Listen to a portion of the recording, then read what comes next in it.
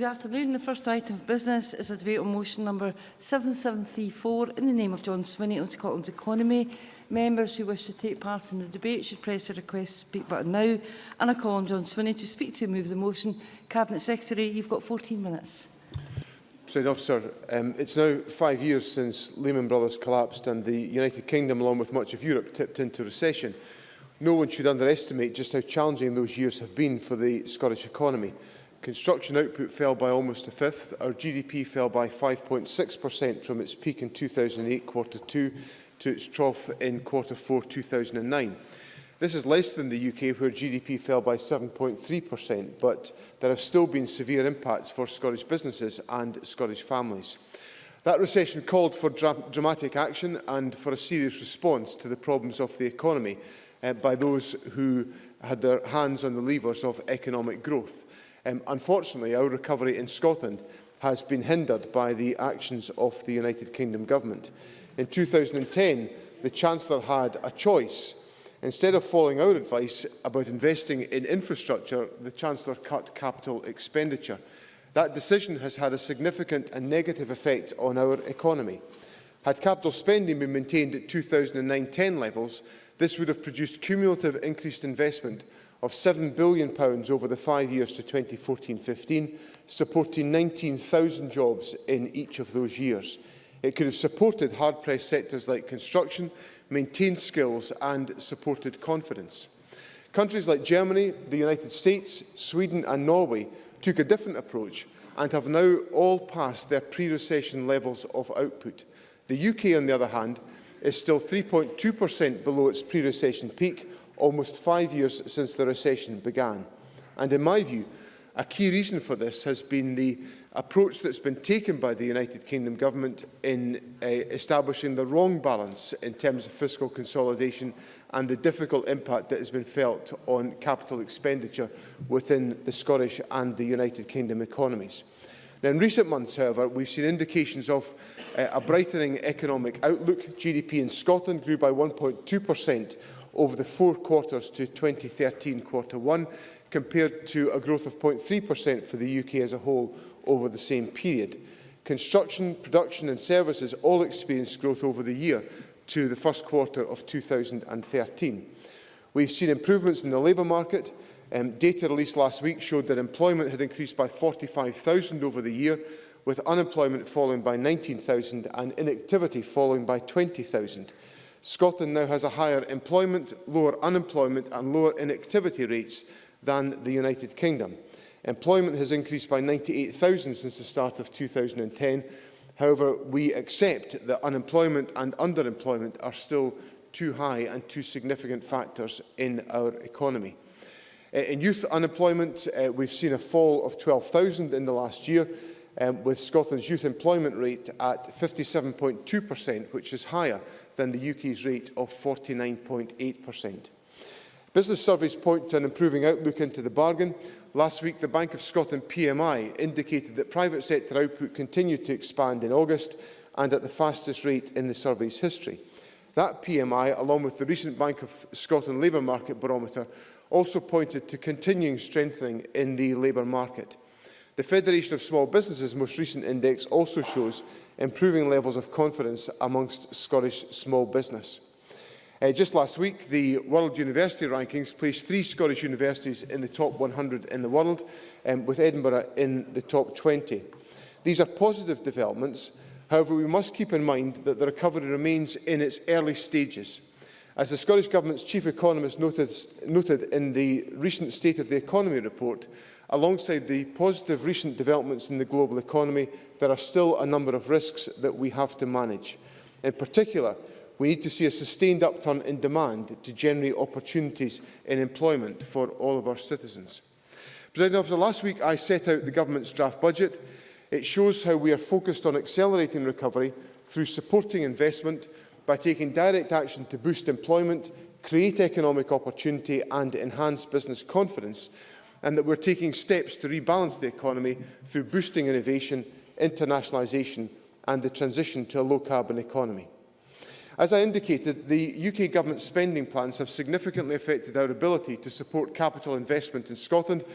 our capital budget has been reduced by 26% in real terms between 2010-11 and 2015-16. Despite this, we've been able to make real progress on improving Scotland's infrastructure. 9 of the major infrastructure projects contained...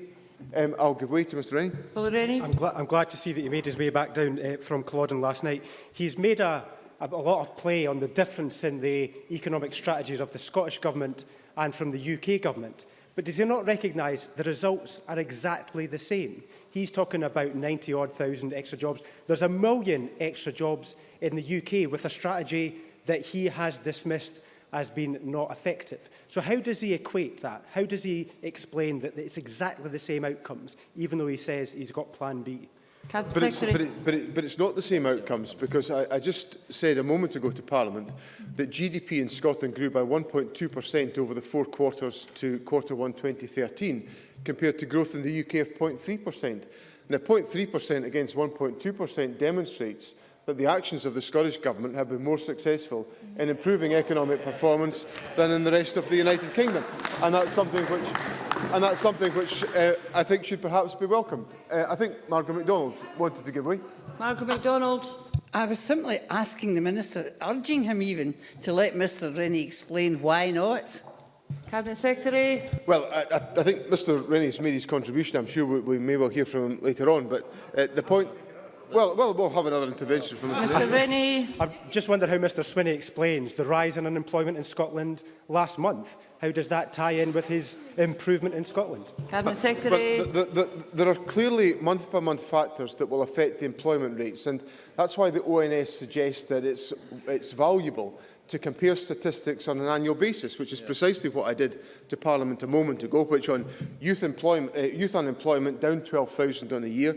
Employment in Scotland increased by 45,000 over the year, unemployment falling by 19,000, inactivity falling by 20,000. And I think the particular factor last month was the extent to which people left economic inactivity, joined the labour market, which I think would be a product of improving confidence and therefore a sense amongst people that they may have a better chance of securing employment, and as a consequence people have entered the labour market but have not yet found all of the positive destinations that they would be looking for. But of course the government's support is there to enable people to acquire the skills and the capability to undertake that type of activity. And of course that we also are supporting the stimulation of the economy by the major capital investment programme that I set out last week, which identifies that over £8 billion will be invested in Scotland's infrastructure over the next 2 years, supporting over 50,000 full-time equivalent jobs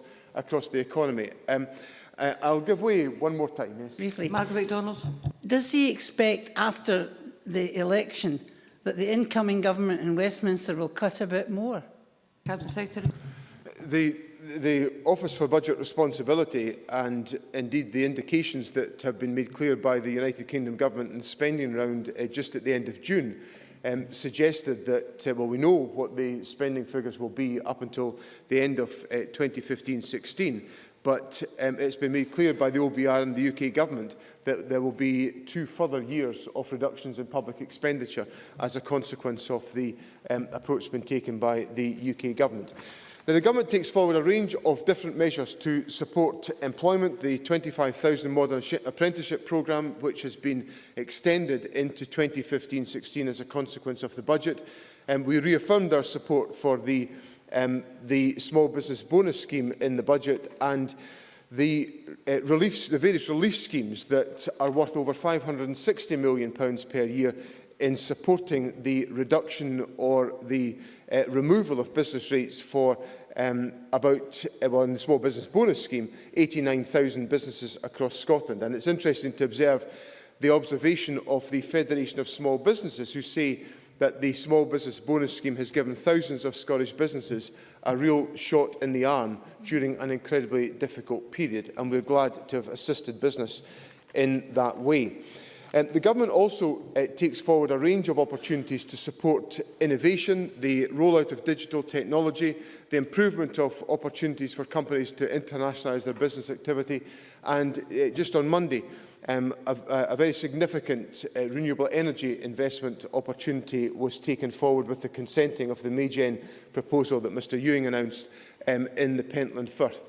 So these are all illustrations of how the government is doing all it can to support and to accelerate the recovery in Scotland. And it provides very strong foundations that we have about the debate on Scotland's future, which of course I think is now beginning to create a unity around some central points, one of which, upon which I think everybody has now agreed across the spectrum, is that Scotland is a wealthy and a productive country, and we are a country that can afford to be independent. No serious contributor to the independence debate disputes the Fiscal Commission Working Group's finding that Scotland has the potential to be a successful independent country. When compared against the 34 countries of the OECD, our GDP per head in Scotland would be the 8th highest. It would be 18% higher than that of the UK. Even without oil, we match the UK in productivity terms. So we know that we more than pay our way. Before adding oil, we know that the taxes we generate per head are close to the UK average. Including a geographic share of oil, we have paid more tax per head in each of the last 32 years than the rest of the United Kingdom. Even in the depths of the recession, this trend has continued, with Scotland being in a relatively stronger fiscal position than the UK over the last 5 years. And whilst Westminster confuses itself with... of course, Mr Brown. Given the figures that he has and the ones that he has published, does he think we will be in a stronger position over the next 5 years? Cabinet Secretary. What the debate around that point is centred, and it's of course reflected in the various scenarios that are shown by the IFS in their report this morning, which indicate that depending on the assumptions that are made about the oil price or about the volume of production that can be secured, Scotland could be in a stronger position than the rest of the United Kingdom on the analysis that's been published by the IFS this morning. So I think, given the ability of the Conservative Party to misrepresent the IFS report this morning, I think the Conservative Party should tread into this ground with a great deal of care. What of course the IFS report doesn't do is it doesn't speculate at all about how we might utilise the economic levers that would be at our disposal as an independent country. And that's an essential element of the debate for us to determine how we would use the different economic levers to ensure that the Scottish economy was able to perform at a superior level to the experience of recent years. In this Parliament, for example, we have responsibility for skills training, which is an essential part of helping people who are long-term unemployed back into work. But we have no control over the welfare system, a lever that is just as important in ensuring that we take forward the necessary steps to encourage and motivate people back into employment in Scotland. In Scotland, we can... I'll give way to Mr McIntosh, yes. Okay, McIntosh. Very briefly, Mr Swinney, would control of interest rates be one of the levers that you're talking about? Cabinet Secretary. As Mr McIntosh well knows, no country that Scotland would compare itself to as a developed Western European economy are interest rates under the control of politicians. These are interest rates are under the control of independent institutes determining the appropriate level of interest rates to support the economy.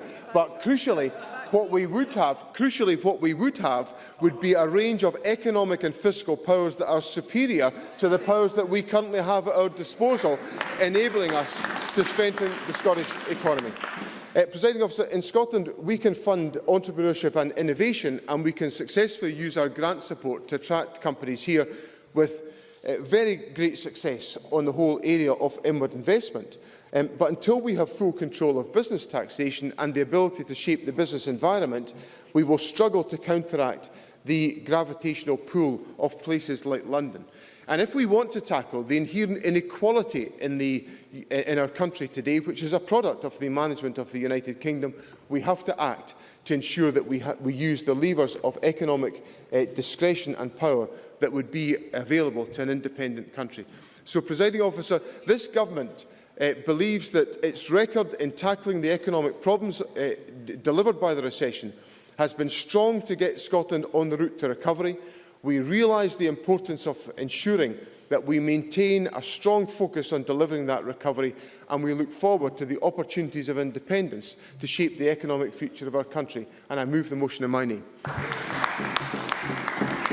I now call on Ian Gray to speak to you and move amendment number 7734.1. Mr Gray, you've got 10 minutes. Thank you, Presiding Officer. And what could be more timely than a debate on the economy? After all, a recent opinion poll told us that the majority of Scots think the economy should be the SNP government's top priority. Alas, those of us who know this government well always knew it would in fact be another debate on independence, because that is easier for them than facing up to the real challenges of a fragile recovery built on too many jobs which are part-time, temporary or 0 hours, paid for by more and more families struggling on wages already below the living wage and falling.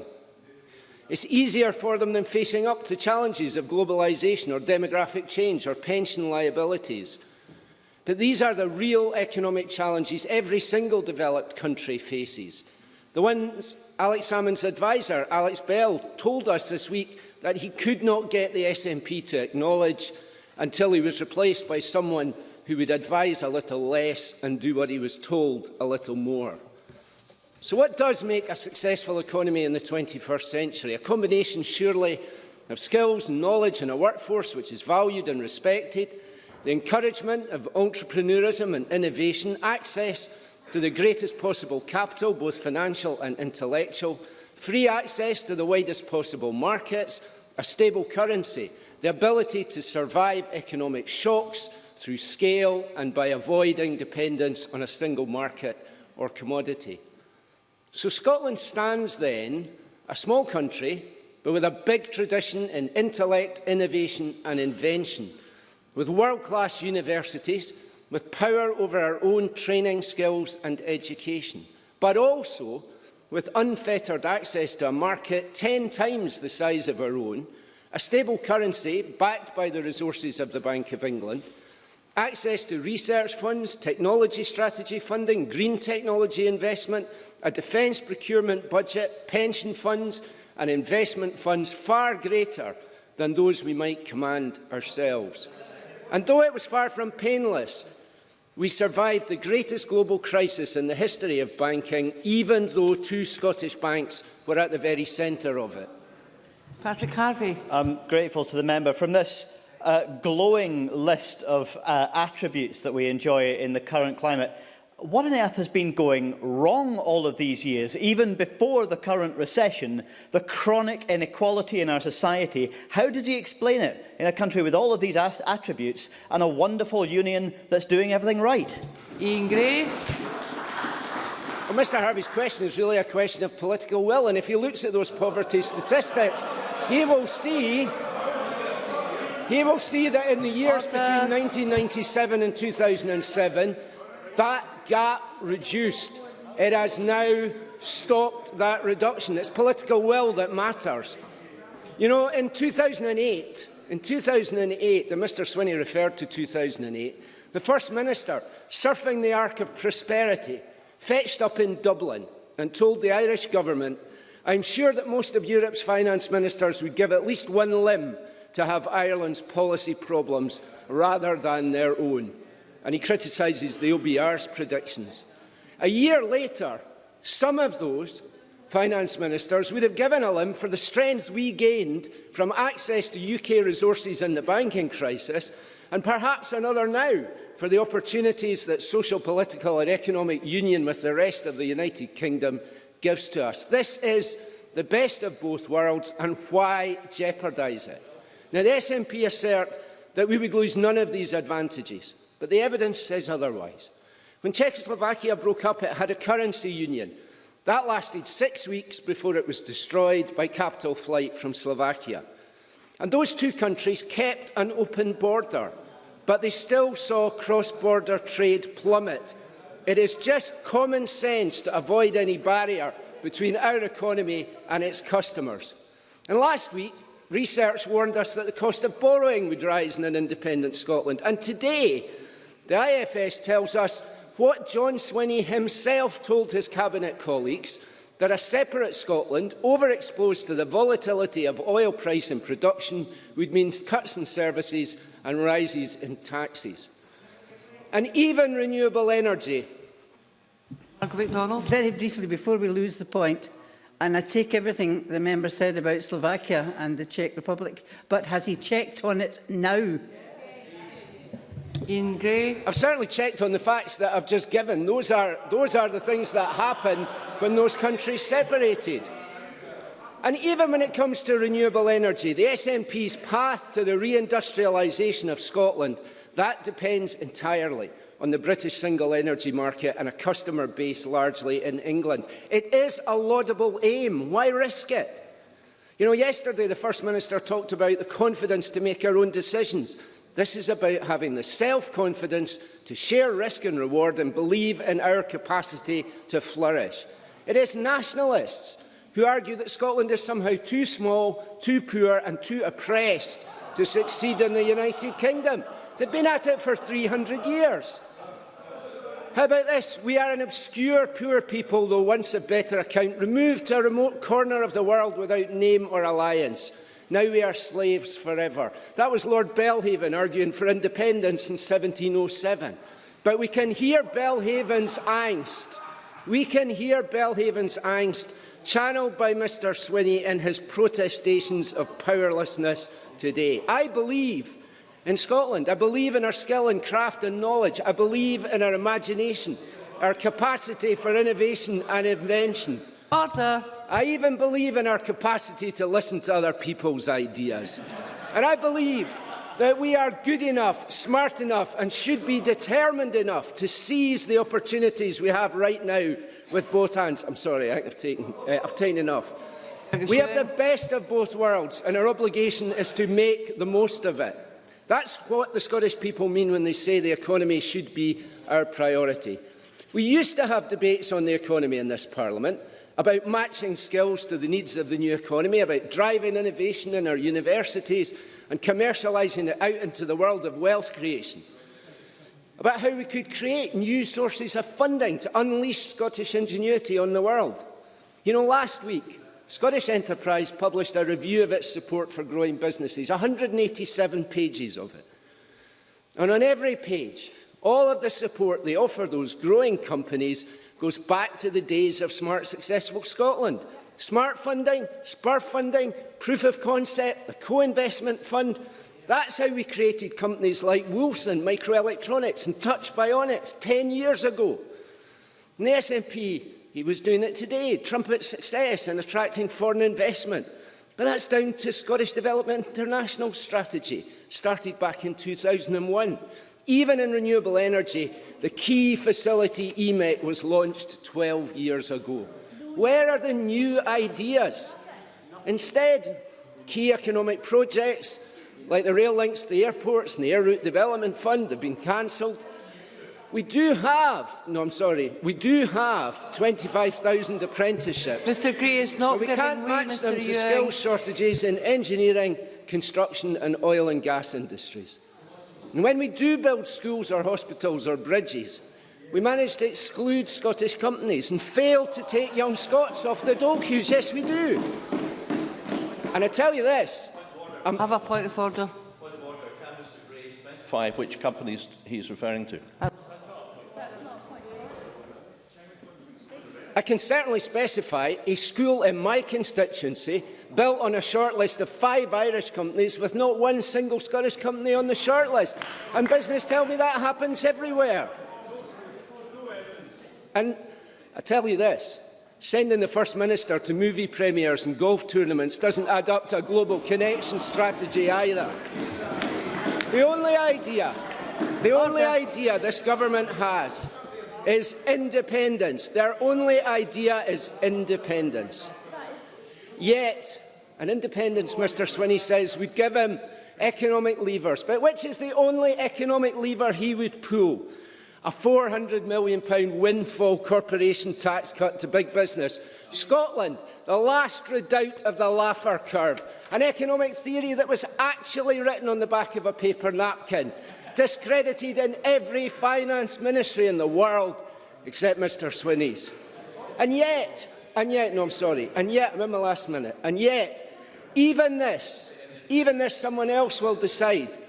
First, Mr Swinney will have to phone the Chancellor of the Exchequer to ask him what his or her corporation tax rate is going to be, and then he'll subtract 3%. Is that really his highest aspiration for Scotland?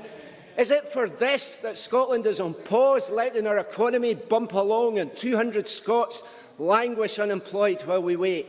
You know, Norman Lamont once accused the government he'd resigned from of appearing to be in office but not in power. This SNP government is in power, all right, but it appears no one is in at the office. They might as well have one of these annoying signs on the door of St Andrew's House. Off to lunch, back after the referendum. That is not good enough. I move. I now call on Gavin Brown to speak to and move amendment number 7734.2. Mr Brown, you've got 6 minutes. Thank you, Presiding Officer. I'll just start by moving the amendment in my name. And I think I have to begin by being fair to this Scottish Government. In my opinion, in 2007, they started brightly. They brought forward the small business bonus, a policy which we argued strongly for, and in the first budget negotiation ended up supporting the budget on the basis that that deal was accelerated. They re-energised and restructured the enterprise network, something which we believe was long overdue, and I think was the right thing to do. So there were a number of things I think they did early. But I have to say, regrettably, since they became a majority government, since 2011, it is my sincerely held view that this government has taken its eye off the ball, not just for the economy, for other policy areas too, but in particular for the economy, because we are told repeatedly by every Scottish national spokesperson that the economy is the most important thing. Jobs in the economy is the priority of priorities of this Scottish Government, but it simply doesn't turn out to be true in practice, and it becomes more apparent by the day that almost all of this government's energy now is focused on the referendum. They will do or say just about anything in order to drag themselves over the line. And First Minister's questions today was just the most recent example of that, where we see a government saying something just to try and drag over the line. What we also hear, though, from the Scottish Government are the most cherry-picked, selective statistics available to any government or any department. Let's look at unemployment first of all. I still find it staggering that the Cabinet Secretary in this chamber has found it almost impossible to mention the fact that there was a 10,000 increase in unemployment last week. That was deeply disappointing. Now, it was surrounded by other parts of good news for the economy. I don't deny that, and he rightly touched on some of those. But a 10,000 increase should be deeply worrying to every member of this chamber. Yet it wasn't mentioned again today. What he actually referred to was simply that it's 19,000 lower than it was a year ago, completely ignoring the most recent set of statistics. And it's interesting to hear that now the government holds the view that you should only compare statistics against how they were a year ago. Whereas in just about every press release since unemployment statistics have come out in the last 5 years, they've compared them to how they were in the previous quarter. Why this sudden change when it simply doesn't suit them? Sure, happy to give it. Margot MacDonald. I'm very interested, Presiding Officer, in what he's saying, and I'm trying to follow him. So I'll ask this quite sincerely. Does the opposition on that side of the House expect to see a different outturn from the economic measures which are taken on either side of the border, or do they expect the events to bring forward the same ends? Gavin Brown. Well, some powers in relation to the economy, broadly macroeconomic ones, are held at Westminster, whereas microeconomic ones, many of them anyway, are held here. But my critical point is this. When the unemployment statistics in Scotland are better than the rest of the UK, it's all down to the hard work and expertise and strategy of the Scottish Government. But when those unemployment statistics are worse than the rest of the UK, it's all down to the UK government failing to do what the Scottish Government wants them to do. And they cannot have it both ways, Deputy Presiding Officer. When they're doing well, it's entirely down to them. When they're doing worse than the rest of the UK, it's got nothing to do with them. It's all the fault of the UK. It's not credible to say both. Now let's look at what the Scottish Government, though, has done recently. It talks about wanting full control of business taxation. We heard that again today. Yet, with the powers that it has in relation to taxation, it doesn't use them to best effect. Why not prove that they're serious about reducing corporation tax by doing something about business rates? Business rates are a huge power that the Scottish Government has, yet their ambition is to match the rate of the rest of the UK. No more than that. Why not prove to the world that they mean business by going lower than the rest of the UK to be taken credit? I'm happy to give way. Cabinet Secretary. I'll just make 2 points to Mr Brown on that. The first is that we had a manifesto commitment which we have fulfilled in difficult circumstances to match the poundage north and south of the border, which was the request of business to us. And secondly, the business rates relief package that we have in place is the most generous and competitive in the whole of the United Kingdom. Why can't Mr Brown welcome that?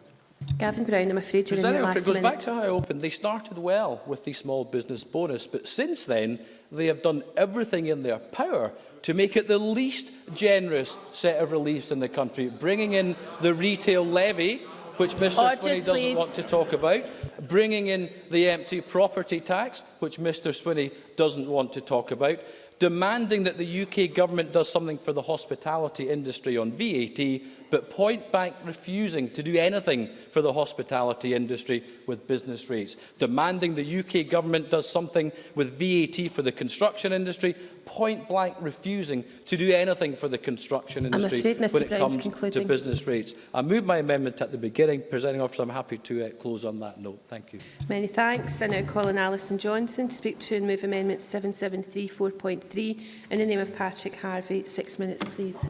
Thank you, Presiding Officer. The Green Amendment today, in Patrick Harvey's name, says at the outset we can deliver prosperity, sustainability and equality in our society, but not by returning to business as usual. Why is this so? Well, I hope it is clear. Scotland is one of the richest countries in the world, but there are huge, humiliating inequalities in wealth and life chances available to people, dramatic inequalities in the health of our communities, and the continuing exclusion of too many women from life's opportunities. This is what business as usual and the continuing economic model have delivered, and this is what investing in a new economic renewal for Scotland can change. We have enough wealth, but it must be distributed more evenly to benefit the 99%. The simplest answer to austerity is equality.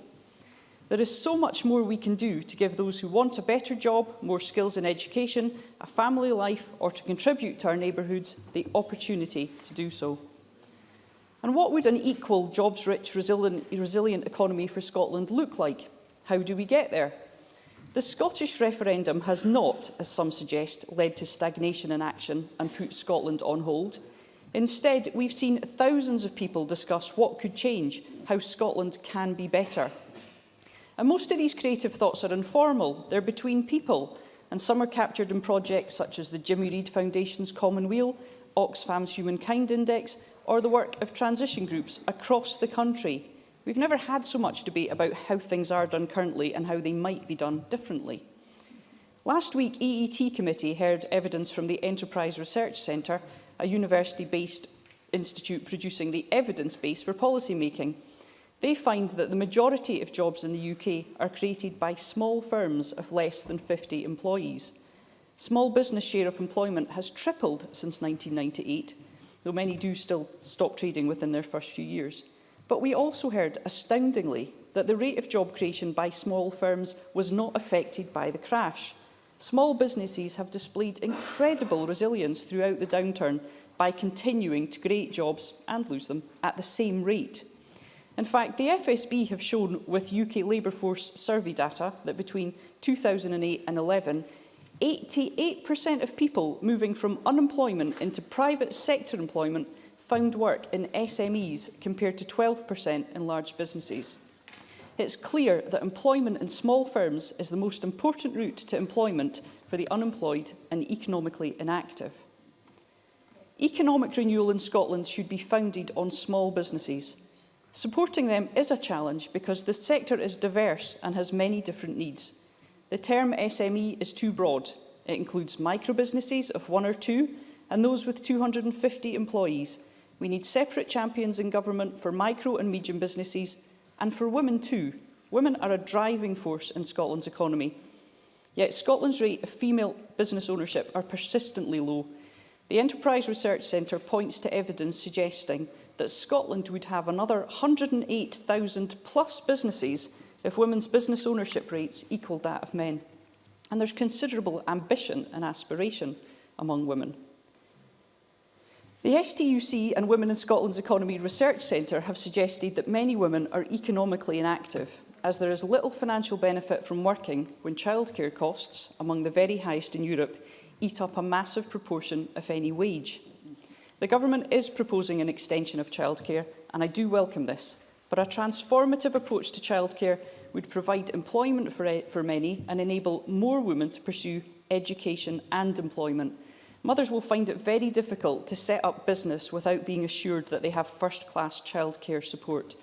And the first... Certainly. Margaret MacDonald. I thank the member for giving way. Has there been recent work done on the success of shared jobs? Because I found that women were more likely to share jobs and be quite happy doing it. But I don't know whether it's included in many of the plans now. Alison Johnston. I think that's certainly something to look at. Certainly when I started work again, after my daughter was a bit older, I shared employment and found it very helpful. The First Minister did hint at FMQs a couple of weeks ago at a desire to look at a transformative childcare system based on models from Scandinavia, and I would urge him to take this forward. Economic powers for Scotland should mean a vision for enterprise, not inward investment from multinationals in search of the next tax break. Economic powers should mean a concerted effort to pay people fair wages. We know the majority of benefits don't go on the unemployed, but to people in work on poverty wages, so-called corporate welfare. But some actions don't need to wait for independence. Evidence from around the globe points to the greater economic benefits of small-scale infrastructure projects.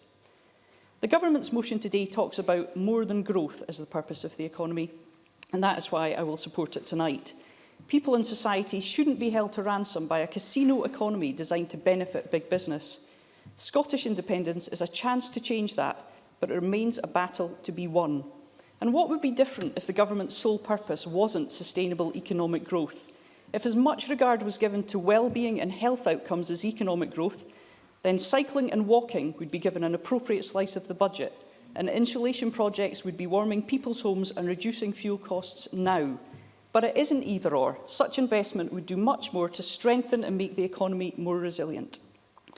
Investing in these areas provides jobs, cuts emissions, bills and improves health. That's the kind of growth we should encourage and the kind of economy the Green Amendment today requires. I move the amendment in Patrick Harvie's name. Many thanks. That brings us to the open debate. Speeches of 6 minutes, please. And we are very tight for time, so I will give members a 1-minute warning. I call Kevin Stewart, to be followed by Margaret McDougall.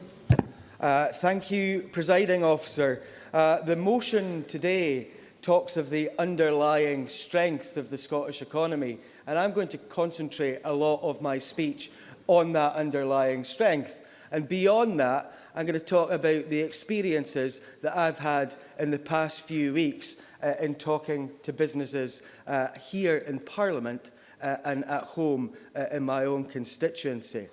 I've already mentioned in this chamber last week in a debate the success of offshore Europe, with some 60,000 delegates from across the world, 1,500 stands and many homegrown Scottish companies that are doing exceptionally well. Now, we all know about the multinationals, but I think sometimes many folk in here and elsewhere do not pay due attention to the work that's done by many small companies in that sector. I'm pleased to say that the Minister takes cognizance of these things. He spent quite some time at offshore Europe and went down very well with the folk that I spoke to at that conference. But oil and gas thriving at this moment in time, it could have been so different if the Conservatives had not U-turned on their silly tax proposals that were introduced a couple of years ago. And while we are seeing some record levels of investment in the North Sea basin now, we could have had, I think, even more. I know that during the silly period that many companies took their money and invested elsewhere, particularly in West Africa. Beyond that, in the past couple of weeks here, we have had many food and drink companies visit the Parliament and talk about Scotland, the brand, and how well they are doing. And we celebrated 100 years of the Rowett Institute, a great Aberdeen institution whose first director won a Nobel Prize, no less, who have been at the forefront of life sciences over that period of time. I want to concentrate a lot of today on the life sciences. Colleagues and I had the pleasure last week of attending a Scottish Enterprise seminar at NCIMB, the National Collection of Industrial Food and Marine Bacteria offices in Aberdeen. Now, I have to say, I went in and saw a badge sitting in front of me which said, "We love bugs." And I didn't think that I could ever say that I did, but I came out of there thinking, I love bugs.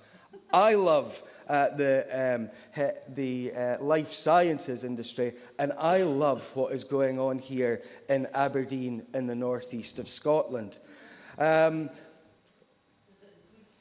It doesn't include Please spiders. don't talk to each other across the chamber. Sorry, Members would Presiding desist Officer. from that. Bacteria, in the main, is what NCIMB deal with.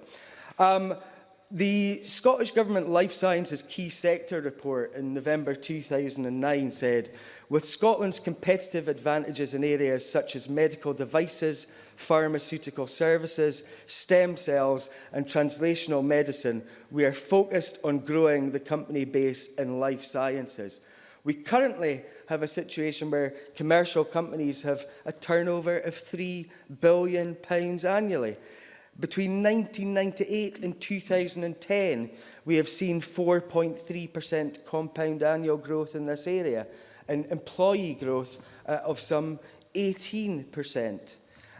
In the North East, institutes such as the University of Aberdeen, Rowett Research, the James Hutton Institute and Marine Scotland are very heavily involved in this area. And we have seen spin-off companies from the universities.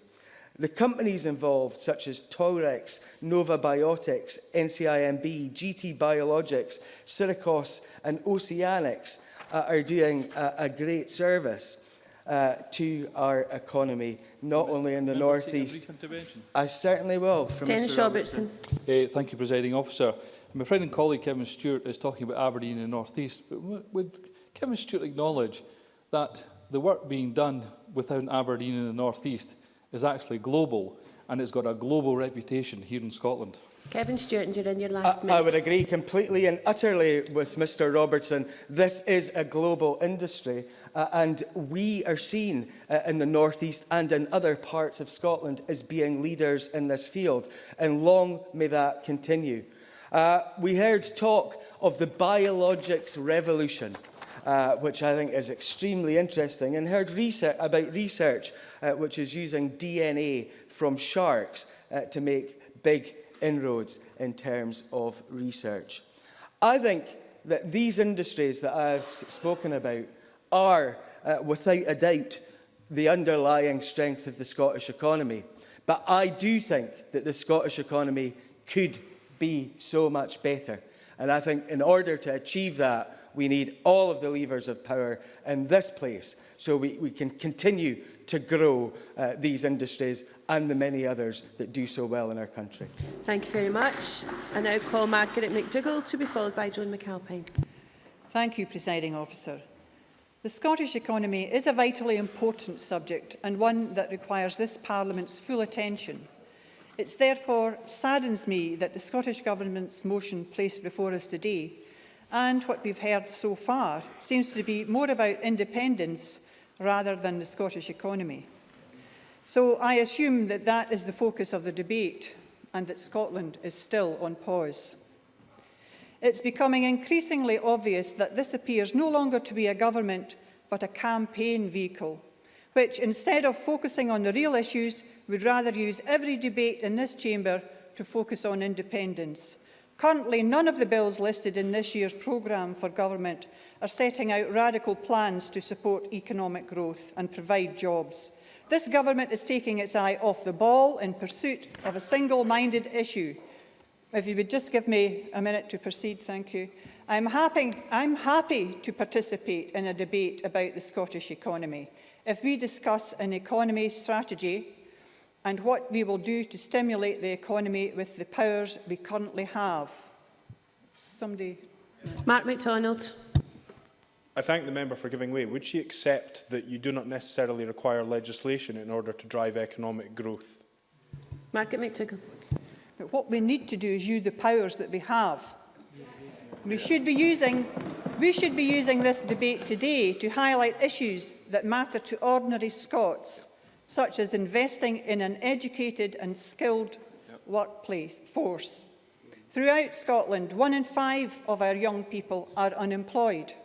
In North Ayrshire, the area I represent, youth unemployment and unemployment in general is still a very serious issue, with 13.4% of people under 25 receiving job seekers allowance.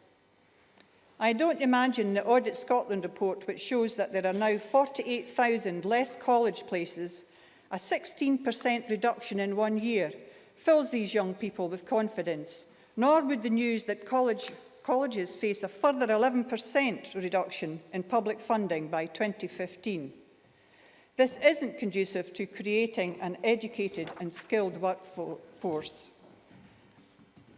At a local level, I'm holding an employment fair which I hope will match some of the unemployed with employers who have vacancies and let others know of the opportunities which are available to them. But this is only a drop in the ocean. We need to do more than this, much, much more. While I welcome that there are some signs of a fragile economic recovery, I'm worried that these signs are based on unsustainable practices, such as the use of zero-hours contracts and those that are underemployed. No, I need to make progress. We don't have exact figures of the number of Scots on these contracts, but what we do know is that these numbers are increasing and that there is a distinct gender dimension to the issue. Women's Enterprise Scotland noted in committee evidence that it was seeing more zero-hour contracts for the sort of low-pay service sector jobs that many women have. It's clear that we need to act on such contracts. They are exploitive and strip away workers' rights. They are unsustainable to the Scottish economy, offer no security for workers, and are being misused under the banner of flexible working. If you just give me a minute, they are also create havoc to the lives of those who are claiming benefits and trying to organise childcare. Joan McAlpine. I thank the member for taking the intervention. I agree with her on the iniquity of zero-hours contract, but does she not recognise that employment law is something that's reserved to the United Kingdom government? Margaret McDougall. Exactly. I mean, we could look at, I'll go on and explain, make a suggestion on that. Currently, contractors on Scottish Government contracts, such as the Border Railway, make use of these contracts, as do many of our universities. The Scottish Government can do something about this now. It will come as no surprise that I welcome Labour's commitment to banning the exploitive use of these contracts. But this Government could and should be doing something about it now. I offer the suggestion that through the Procurement Reform Bill, the Scottish Government could at least protect workers employed on public contracts. Has this option been considered? And will the Scottish Government match our commitment and lead by example? Final minute. Finally, I don't see anything positive about unemployment increasing by 10,000 in the last quarter, and a situation where at least 10.7% of Scotland's workforce is defined as underemployed, which has increased by 76,000 since 2008. Underemployment was described by the Scottish Council for Development and Industry as a long-term challenge for the economy of Scotland. It is clear that we need to tackle this. Could the Cabinet Secretary point to exactly where this is addressed in the forthcoming legislative programme? Once again, this highlights the issue that our economy may well be being propped up by some damaging economic practices which are not sustainable. To conclude, there is much more I could say about the lack of a strong economic strategy to improve the outlook and opportunities for the people of Scotland. They don't want the next year to be dominated by the referendum. People are crying out for action now, not action in 12 months or even later. It's time to take Scotland off pause, get your eye back on the ball and start using the powers you currently have to improve the quality of life for Scots. This is a government. Your job is to govern, not to campaign. Can I remind members, before I call the next speaker, that chatting in the chamber while members are speaking is discourteous, and that includes members behind the member who's actually speaking. Could I call Joan McAlpine to be followed by Willie Rennie? Thank you, Presiding Officer. Scotland's a wealthy and productive country replete with natural resources. But in addition to those blessings, which makes us one of the world's richest nations, we also have enormous strength in the most vital commodity, human capital. Scotland's greatest resources are people. I wish to concentrate today, like Alison Johnson, on the contribution of more than half of those people, the 52% who are female. Women make up 48% of the labour market here in Scotland. However, a recent OECD study on the world economy indicated that around 1/3 to 1/2 of all valuable economic activity, often conducted by women, is not accounted for in traditional measures of performance such as GDP. I am therefore delighted that the Scottish Government intends to address this issue in its National Performance Framework, and that more will be done to recognise work which is not subject to traditional monetary transactions, such as that done by Scotland's 675,000 unpaid carers, 60% of whom are female. Presiding Officer, this has proved itself to be a progressive Parliament.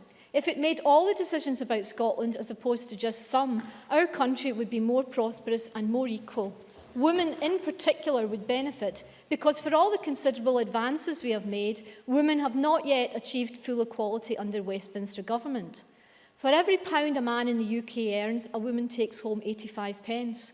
Women's average personal pensions are only 62% of the average for men, and they make up the majority of pensioners living below the breadline. Can I note, Presiding Officer, that these are areas of policy, pensions, employment and equal opportunities that are central to the economic well-being of women, and they are all controlled from London. By contrast, fairness and equality have been central to the progressive policy advances of devolution, and the Scottish social wage, promoted and delivered by the SNP, has been particularly beneficial to women. Presiding Officer, earlier this week I wrote about what Americans define as the sandwich generation, middle-aged people, often women, who find themselves supporting both elderly parents and their own children. I met one of these busy people at a conference in Stirling last Saturday, and she spoke very eloquently of the pressures she faces. However, this lady pointed out that things are a bit easier in Scotland under an SNP government. She doesn't have to worry about finding tuition fees to send her children to university or paying for the personal care of her elderly parents. Poverty damages the economy, and the best way out of poverty is through well-paid work. I'm therefore delighted that the Government in Scotland last year held a Women's Employment Summit in conjunction with the STUC, and I welcome the commitment to 600 hours of flexible free childcare in the Children and Young People's Bill. This will allow many more mothers to work, as well as providing women with jobs in the sector. But I know we could do so much more with the full economic levers of independence. A no vote means no change to the economic position of women. London exacerbates female poverty with austerity which damages recovery. The UK Government's response to the economic crisis has been to cut public sector jobs, 2 out of 3 of which have been done by women. In Scotland, the SNP government and its agencies have a no compulsory redundancies policy which has benefited women in that part of the public sector. Yes. Ian Gray. I accept the government has a no compulsory redundancies policy, but they have cut some 47,000 public sector jobs, many of which previously would have been held by women. This is hardly something women have been protected from in Scotland. John McAlpine. Well, those jobs were negotiated by, they were not compulsory redundancies. They're not compulsory redundancies, which is the big difference. Through the chair, please. The 2012 Westminster Welfare Reform Act, along with successive London budgets, autumn statements and spending reviews, have a disproportionate and detrimental impact on women.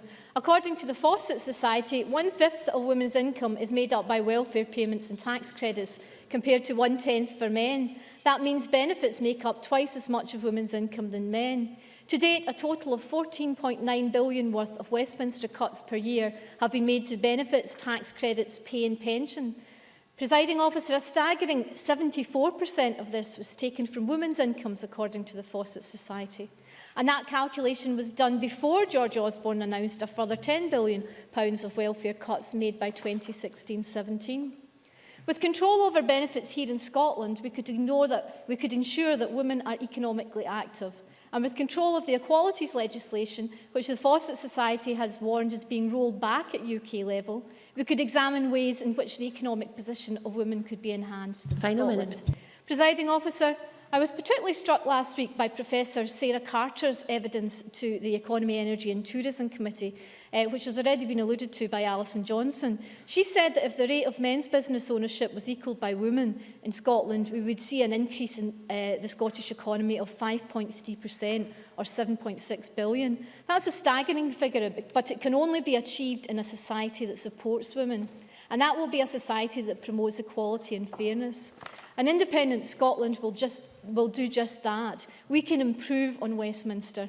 If I can end with a quote from the feminist economist Ailsa Mackay when she delivered the David Hume lecture earlier this year, I think that perhaps answers some of the criticisms made by the opposition benches of the exciting debate that we are having on independence and what it can do for the Scottish economy. Professor Mackay said she was excited by the debate we're having across Scotland about our future, and she could see the possibility of change, of practical improvement to ordinary life. She said the forthcoming referendum on independence and the associated ongoing constitutional future debates provide further opportunities to think big. The challenge then is how best to capitalise on those opportunities for the purpose of transforming our economic institutions and systems in ways that promote the welfare of all Scotland's people. You must finish. Thank you very much. Thank you very much. Before I call Willie Rennie, can I point out the previous 2 speakers went over time. If members continue to do that, then we'll lose a speaker from this debate. I ask members to stick to their 6 minutes, please. Willie Rennie, to be followed by Stuart Stevenson. Thank you, Deputy Presiding Officer. The Finance Secretary delivered, I think, a wonderful and, on occasions, elegant contradiction. He did it without any kind of sign of embarrassment. On the one hand, he says he complains that he doesn't have the powers he needs to do his job. And then he proceeds to claim the credit for every single bit of improvement that's come about in Scotland. An amazing contradiction for a Finance Secretary that claims to have full control of his task. 84,000 jobs, the figure says, there's been an improvement in Scotland, 1 million extra jobs in the UK.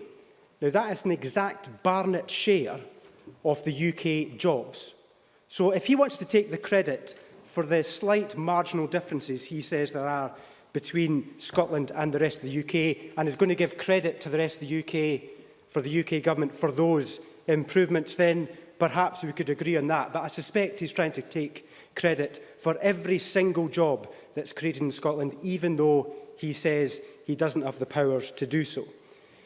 This is an embarrassing presentation by the Finance Secretary. He needs to admit when he hasn't made a difference, because the UK has made a difference, and it's made a difference for a number of reasons. It's not followed the route of the Scottish Government with its Plan McBee. It's stuck to the task of dealing with the deficit. It's also stuck to the task of making targeted interventions, not just now, making targeted interventions which make a big impact. The £1 billion UK youth contract, bringing corporation tax down, eventually down to 20%. The Green Investment Bank, £3 billion based in Edinburgh. No, the new government-backed business bank, the Technology Strategy Board with a catapult through in Strathclyde University. The UK Export Finance Scheme with £35 million, hoping to double the support for businesses exporting. Broadband, £100 million for Scotland from the UK Government. Now, these are some of the schemes, not just now, these are some of the schemes that the UK Government has contributed, and that's why we've seen these extra 1 million jobs created in the UK. Not just now. However, the Scottish Government should be focusing. This is where Ian Gray is absolutely right.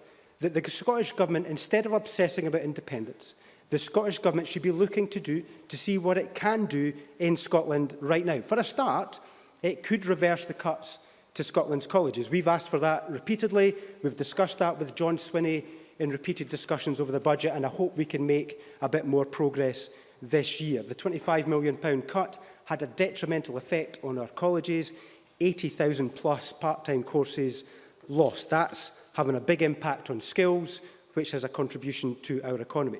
The second thing that the Scottish Government could do is to embrace a new initiative from the UK Government, which is the £2,000 National Insurance Contribution Employment Allowance. We could use that fund here in Scotland for several thousand companies who will benefit, many small companies who could benefit significantly, and even more will be taken out of NIC altogether. And it's because we need to make an effort on apprentices. The reason why is if you look at the number of companies in Scotland that take on an apprentice compared with the number of companies in England, the percentage does not bear well for Scotland. It's only 12% in Scotland and it's 14% in England. So therefore we need to do so much more. And that's why the NIC employment allowance could make a contribution. We should be encouraging, from this chamber and from the government, they should be encouraging companies to take on an apprentice so we can get those rates up to the levels that are being achieved in England. So 2 actions the Scottish Government could take to try and make its contribution to the improvement that we're seeing in the economy across the UK. Certainly. Margaret MacDonald. Can I put it gently to the member that he too is somewhat paradoxical, talking about the improvement to the UK economy when we were borrowing at the rate of £3,200 per minute? Willie Rennie. Margaret MacDonald will have recognised that we've cut the deficit by a third since 2010. That is significant progress. Something that others said should not be done or could not be done. I think they were wrong, and we think we were right to stick to that plan. But we also need to recognise that Scotland gained significantly from being part of the United Kingdom, something that obviously Mr Swinney would not be keen to emphasise. The trade with the rest of the United Kingdom, the £45 billion trade, export trade to the rest of the UK, that's valuable to Scotland. Putting up any kind of barrier would be detrimental to that. The economic strength we get, bailing out the banks in a time of crisis, that was good for Scotland and it was good for the UK. It was delivered by being part of the UK. Also, in terms of the shared currency, the idea that Scotland should hand over to a foreign country control of its interest rates, I think, would not be good for the Scottish economy. But also the broad financial base that we have in the United Kingdom. It's able to support the economy in Scotland. The over-reliance on oil in Scotland would be detrimental to our finances, as has been highlighted by the National Institute of Economic and Social Research, that said the consequences would be higher bond rates for Scotland if we were to be independent. So to me, it is quite clear that we need to recognise the value that we've made, the contributions we've made to improving the economy, and we need to reject independence. Thank you. Thank you very much. And I call Stuart Stevenson to be followed by Ken McIntosh. Thank you, Presiding Officer. And I won't spend my contribution largely speaking about food and drink and perhaps a word or two about education. And of course, in the food and drink area, we're doing very well with the powers that we are. We're progressing with the powers that we have. I will, of course, say more that we could do had we more. But I can't move into food and drink, which are largely export-led successes, without picking up the specific thing that Ian Gray said, free access to the widest possible market, and the contribution from Mr Rennie, which made similar reference to the 45 billion trade that we have with the rest of the UK. The threat, of course, to our export industries lies entirely with Westminster, who wish to disconnect us from the over 400 million market that there is in the EU. And indeed, if anyone's in the business of erecting barriers, it is at UK level that we have that threat that would take us out of the EU and create the barriers that would create difficulty. I'm going to develop my point a little bit further, if I may. But why do we do so well with food and drink in the world? We have some of the powers that enable us to help our industry, and that's good. But fundamentally, it depends on Scotland's reputation in the world, people knowing about Scotland, people believing that Scotland is an environmentally good place to buy their food and their drink from. They do that because of successive governments' attention to this subject. We have a clear, clean environment. We know that in Scotland our waters are pristine. We know that our land is free from the contamination from GM crops, and this government has been very clear that it wants to sustain that. Our products, of course, have been going around the world for a very long time.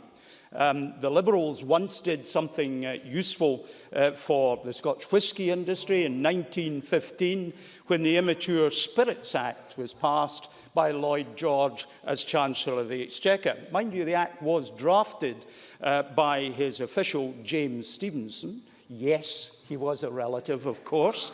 And that dramatically improved the position of the malt whisky industry in Scotland. So successful is Scotland's whisky industry, of course, that you can't go to India without seeing evidence of the recycling of Johnny Walker bottles to be filled with local hooch. You go to Nepal and you will see a brand which is famously very similar in its appearance called Cat 69 rather than perhaps VAT 69. Around the world, our successes are copied. But of course, what's happened under this government's watch as well has been moves to geographically protect a wider range of our products. Examples of that, the Arbroath Smoky, and most recently, the Stornoway Black Pudding. Fine examples of Scottish food and drink products. And of course, our salmon fishing industry, farming industry, now the third biggest in the world, is exporting to the Far East where the product is in huge demand, the first product to have Label Rouge in France. But there are threats to our success in food and drink. Most notably, we're unable to engage in the most effective way on the issues that come from the Faroes and Iceland's abrogation of pelagic fisheries to them. That is a very serious threat to an economically important industry and, of course, threatens marine stewardship designations. And, of course, it's slightly ironic. When I went to Iceland in 1973, the Icelanders had just declared a 200-mile limit to protect the fish that was in their area from the exploitation, which I'm afraid they are now guilty of. But of course, as we are not internationally represented in a meaningful way, we are not able to engage to the extent that would enable us to protect our markets to the maximum possible extent. Education too, remember that we in Scotland had 4 universities for hundreds of years, while England merely had 2. Our students went all over Europe and all over the world. Today, we export our education, often by satellites around the world from our universities, and increasingly by providing online courses. And I very much welcome that the knowledge, experience, and pedagogical technological achievements of our universities are now reflected in the internet world, earning new revenue for Scotland. Presiding Officer, in my last minute, I just want to pick up one or two further things. Slovakia was referenced earlier. Strangely enough, at a 10% per annum growth rate, I don't think the Slovakian people are immediately queuing up to change their constitutional status after their independence around the world. Now, the Scots, in particular, let me just say, are not people who are put off by barriers in any event. My great-great-grandfather applied for his passport in 1853 to emigrate to Canada, and today I've living relatives in Canada, the USA, New Zealand, Australia, Norway, Sweden, Denmark, all the countries of the British Isles and beyond. Somebody's encouraging me to join them, Presiding Officer, but I think I will refuse to accept that invitation and conclude my remarks on that. Presiding Officer. Ken McIntosh, to be followed by Mark MacDonald. Thank you, Presiding Officer. There have been a number of polls published in recent days which have been the focus of political attention. The survey which really caught my eye was last week's 5-year analysis of ASDA's income tracker. It's a report which looked at how people in Scotland have fared over the last 5 years of economic difficulty, and it concluded that the average Scottish household today is £990 worse off in real terms than they were in 2009. £990 a year worse off. Now that really puts into perspective what most people in Scotland know from their own day-to-day experience. Fuel bills, food, cost of living are all going up while wages are frozen. And the research revealed that young people in particular have been hit with unemployment and underemployment, exacerbating the difficulties they face. So when we talk about Scotland's economy and what we can do politically to address some of the problems we face, that means we have to address the fact that more than 200,000 people remain jobless in this country, that 125,000 Scots last month put their rent on their credit card, that the number desperately seeking help with payday loans has doubled in the last year alone, that hundreds of thousands of Scots simply want to be treated fairly in a job that offers some respect for the work they do and with an income that allows them to pay the mortgage without panicking. I don't think people expect us to solve those problems overnight, but I do think they expect us to take practical action rather than make grand but unspecific promises which we say we will not even begin to deliver for at least another year. In a moment, I want to outline just some of the steps we could be taking today. But, Presiding Officer, I'm sure you are aware, as I am, of the frustration that is so often expressed by many Scots around the arguments over the impact of independence will have on the Scottish economy. A frustration that will not have been helped by the motion before us. It's not just the lack of detail around how the SNP would use these supposedly independent powers over our economy that worries people. It's a lack of clarity of intent, even in something as simple as the question, will the SNP put up taxes or cut them? Now, I entirely agree that we should maximise our full potential to create a more prosperous, sustainable and equal society. But if we look at one of the few policy details we do know the SNP are committed to, it's very difficult to see how cutting corporation tax would take us in that direction. Professor Joe Stiglitz, the Nobel Prize winner, so often quoted by the First Minister, specifically told this Parliament that such a move, and I quote, would be a gift to our corporations, increasing inequality in our society. Minister. Minister. With regard to the record of what we've actually done, does Mr McIntosh agree that the financial problems facing many, many people in Scotland have to some extent been ameliorated, lessened, by the council tax freeze, which has protected a great many people, and small businesses? 89,000 of them have had the small business bonus. So using the powers we have demonstrated a track record of trying to help people tackle the undoubted economic problems they face at the current time and have faced over the past years we've been in power. Ken McIntosh. I think that's a good point if I may, move on to the things that we can do, because there are actions. I do want to emphasise the actions that we can do, frustrated or not, the areas where we disagree. And my central ask of Mr Young and Mr Sweeney today is, why do we not join forces?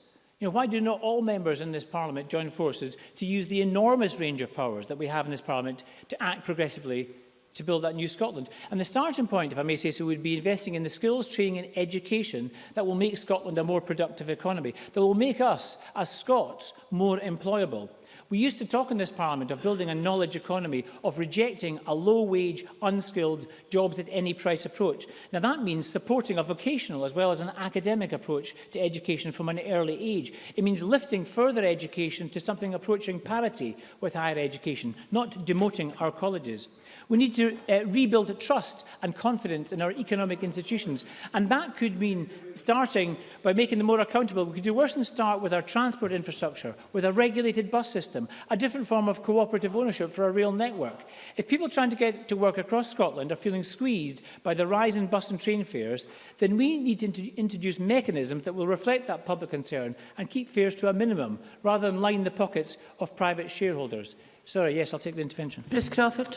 I just wonder, I mean, I've heard so many people from the opposition talk about the impact in colleges, etc. But I've just asked a few questions last week of Stirling College and what was happening there. Do you know that between 2011 and 2012-13, those who under 16 numbers went up 148%, those to 16 to 19 went up by 121%, and those at 20 to 24 went up by 192% in the attendance at that college. That's quite a remarkable achievement. Ken McIntosh, and you're in your last minute. Can I just suggest to Mr Crawford that the figures across Scotland show that there are about 100,000 Scots that are not at college that were at college 5 years ago. The headcount and the number of people going to college is so dramatically down that the SNP should be ashamed to try and quote individual colleges that might buck that trend. Today, at the cross-party group on universities and colleges, we heard specifically not just about the impact on numbers, but the impact on the most vulnerable. The fact that disabled students are the ones that are particularly not getting places at our colleges. And these are decisions being taken by this government using the powers that we have now. These are not progressive decisions. These are not investments in our children's education or our young person's future. These are populist and deliberate cuts that affect and damage our future, while in the meantime Scotland is on hold. I'm afraid you must close. Very well, Presiding Officer. Can I just suggest that I do know that the Cabinet Secretary does share an agenda with some of the progressive forces in this Parliament. The National Performance Framework demonstrates that. So can I ask him to please commit to work with us to use the powers we have now to make a difference now? And I support the amendment in the name of my colleague Ian Gray. Thank you very much. Members must try to stick to their 6 minutes. Mark MacDonald, to be followed by Richard Baker. Thank you very much, Presiding Officer. It was interesting to hear Ken McIntosh introduce the concept of a populist cut during the course of his speech. I'm not entirely sure what he means by that. But we know that Mr Macintosh does welcome the council tax freeze, free prescriptions and other things that this government is doing to keep money in the pockets of people at the sharp end, something which is highlighted Mr Ewing. We know that because that is the reason, unfortunately, that Mr Macintosh now finds himself on the back benches, because he did not agree with the something for nothing speech. But it was interesting because, turning to his successor in the finance role, it seems Mr Gray now doesn't agree with the something for nothing speech, because in the something for nothing speech, Ms Lamont spoke about the fact that our university standards were in decline, yet Mr Gray himself has accepted that we have world-class universities here in Scotland. I welcome Mr Gray acknowledging that, although I don't welcome what may await him when his leader finds out that he has also ditched the rhetoric that was highlighted in the something for nothing speech. And Mr Gray threw out the usual insult at the First Minister's attendance at the Ryder Cup, but let's talk about a different golf tournament, Presiding Officer. The Scottish Open is due to come to my constituency in 2014 to the Royal Aberdeen Golf Course.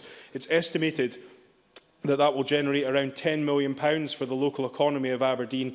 And indeed, only yesterday we saw Rory McIlroy, one of the top players in the world, announcing his intention to play at the event, something which I'm sure will boost significantly the number of people who plan to come and attend and watch that event. Now, you would assume that this would be universally welcomed, but no. Local Labour councillors are calling on the Scottish Government to pull the plug on the event, to withdraw funding from the event. I cannot for 1 second believe that a Labour Party that claims that it cares about the economy of this country and the economic development of this country would seek to inflict such economic vandalism on the city of Aberdeen simply to pursue a grudge against the First Minister. But that, I think, rather demonstrates the measure of the Labour Party both in Aberdeen and at a national level. My colleague Kevin Stewart spoke of NCIMB, which is located in my constituency, and at the briefing that I also attended, we also heard from Nova Biotics Limited, which is also based in my constituency at the Craveston estate. And we heard from their Chief Executive, Dr Deborah O'Neill, who outlined the company's work, which will involve a partnership with venture capital and angel investment to roll out a product which will have a significant impact in terms of the curing of fungal nail infection. Now, I know fungal nail infection is not the sort of topic you expected to hear about during the course of a Scottish economy debate. But there are 3 key points on that. Well, if it's on fungal nail infection, I might take Mr Rennie's intervention. Willie Rennie. If I could suggest that it's better than bugs than Kevin Stewart was talking about. Mark MacDonald. Well, we aim to please Mr Rennie, but there are 3 important points around this product. The first is that the rolling out of this is about creating jobs and making money within the economy. The second point is around the fact that this is a company that was spun out from the Rowett Research Institute, one of the many companies which is being spun out from our world-class universities. Indeed, the Praxis Unico annual reports show that of the top 10 spin-outs, top 10 universities, most active in the creation of spin-outs in the past 3 years, Edinburgh, Aberdeen, Glasgow, Strathclyde and Heriot all feature in the top 10, and I think that is testament to the great work that is being done in our universities and the support that is being given to these companies to help them to spin out. The third key point, and one which addresses the point that Alison Johnson and Joan McAlpine were raising during the course of their contributions, is that these are companies which are female-led in the majority. Indeed, the companies which we were hearing from at the briefing were female-led companies, and it is acknowledged that the life sciences sector sees a disproportionality between the number of females graduating from the life sciences sector versus the number of males graduating. So by encouraging spin-out companies from the life sciences sector, we can perhaps start to address that imbalance that the members spoke about in terms of female entrepreneurship within Scotland. I agree, and I would accept that it wouldn't resolve the entire issue, but it certainly would help to go some of the way. I'll take John McAlpine. Does he agree with me? I think he makes a very, very good point about women in life sciences. Does he agree with me that if this Parliament had full tax powers, we could provide incentives to the very kind of industries that he's talking about? Mark MacDonald. I would absolutely agree, and I think that what we've done within the powers that we have around small business bonus is helping, but I agree that having the ability to offer a range of different tax incentives, particularly to start-up and spin-out companies, would be beneficial. And to turn to Mr Brown, who spoke about the construction industry and assistance to the construction industry. I visited Anderson Construction, which is based in my constituency. It employs 40 people and also sustains 40 subcontracts at any one time.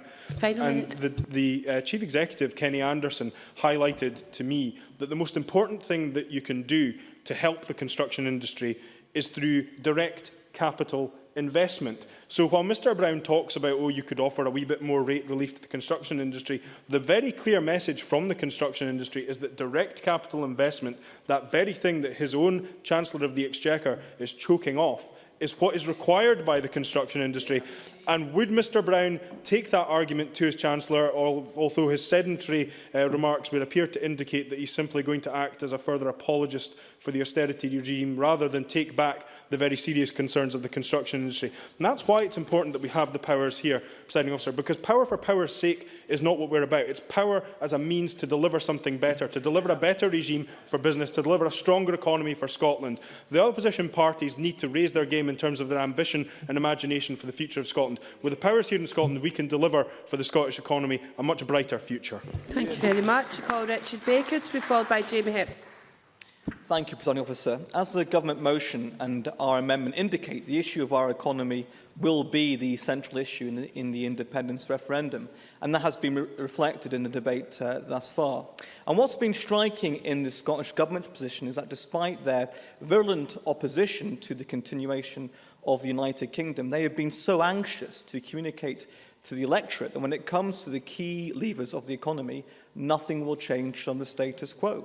They argue that we'll keep the pound, we'll keep UK-wide financial regulation, we'll keep the Bank of England, although of course they can't in fact offer certainty in any of these points. But in offering this argument, what those who advocate separation actually do is highlight the strengths of remaining in the United Kingdom, where we know for sure we retain these benefits for our economy. If they weren't beneficial, then those who argue for what they call independence wouldn't be so in favour of retaining them.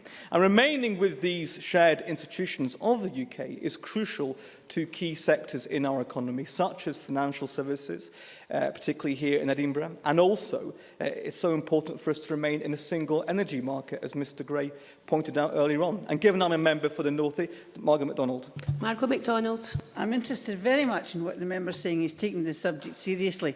I'm glad that everybody is this afternoon. But I wonder how he thinks we could fine-tune the Scottish economy in the way that was described by Joan McAlpine and Alison Johnson when they talked about women's employment and the creation of more women's employment. If we don't have the fundamental lever of power that allows us to make our own priority choice. Richard Baker. Well, as it happens, I think Margaret MacDonald has a far more consistent argument on independence, one with which I do not agree, but it's a consistent argument which one has to respect. In terms of some of the issues you raise around skills and certainly empowering women, I think education plays a key role in that as well. And I'll return to that issue later on in my speech and perhaps address some more of Margaret MacDonald's point there as well. But I was coming on to the issue of the energy market in particular because it's particularly crucial to the North East economy. And I think it's interesting that we had the result in the schools referendum in Aberdeenshire yesterday, where 75% of pupils voted, made a positive choice for Scotland to remain in the UK. And that highlights anxiety of the proposition put forward by those who advocate separation, particularly with regard to the energy industry, because they want to use oil and gas to balance the books. But Malcolm Chisholm pointed out in yesterday's debate that only applies in 6 of the last 22 years.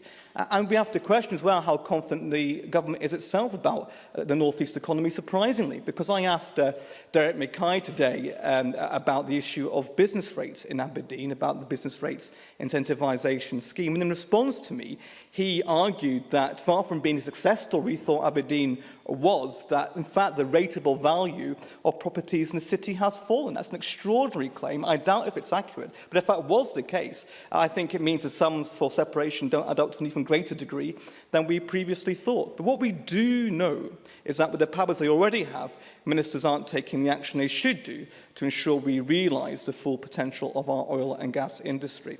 For example, briefly, Mr. Minister. I'm very grateful. Does he accept that what the industry needs, the oil and gas industry needs, and what it, with respect, it hasn't had under either of the recent UK regimes, is tax stability?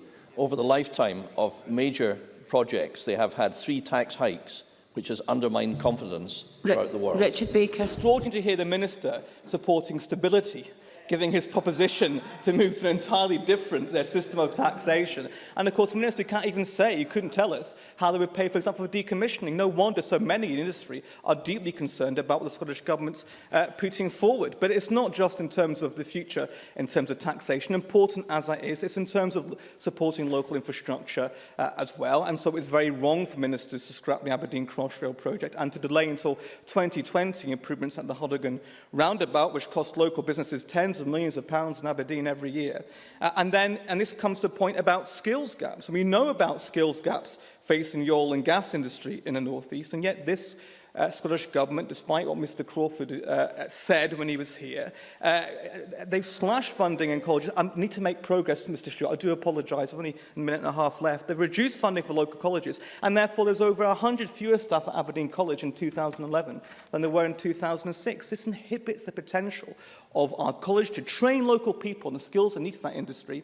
It's an opportunity cost for those individuals and for our local businesses who need these skilled workers. So what's clear is that with the powers they have now at their disposal, ministers aren't doing enough to support the very industry they would rely on in a separate Scotland. 1 minute left. And so many plans, President Officer, to be paid for still by oil and gas. So many more. Only today will be here to be used to renationalise the Royal Mail in Scotland. Now, we too in these benches oppose the privatisation of Royal Mail, but this issue is far too important for a policy to be developed over the course of a minute in response to a question. I look forward to hearing from Mr Ewing in his closing the detailed figures on this proposal when he sums up. That's what postal workers and people relying on these services deserve, a serious debate on a serious issue. The very UK institutions the separatists hope to retain in a separate Scotland make the case for those of us who believe we are better together.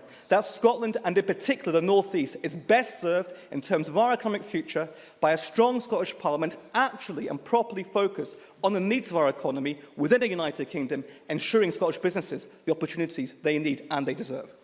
Thank you very much. We now have no time in hand. Jamie Hepburn to be followed by Chick Brodie. Thank you, Presiding Officer, and I very much welcome today's debate. We have 1 year minus 1 day to go till today to the referendum. Yes, the debate was obviously the main focus in parliamentary terms of that land, but I think it's also appropriate to have today's debate in light of that landmark, securing an economy that is fair and delivers for the needs of the people of Scotland. Is one of the reasons we need independence, and I thought Mr Gray's case to the contrary was interesting. His contribution, President Officer, took us through the ages. He rehearsed some of the arguments of the 18th century when he quoted a member of the Scots Parliament of 1707. He then managed to drag himself to the 20th century to introduce the experience of Slovakia. And I thought it was interesting to use their experience. I think the point has been well made about how well Slovakia is doing now. But I have to say, and Mr Gray must surely recognise, and I'll let you in a minute, Mr Gray surely has to recognise the circumstances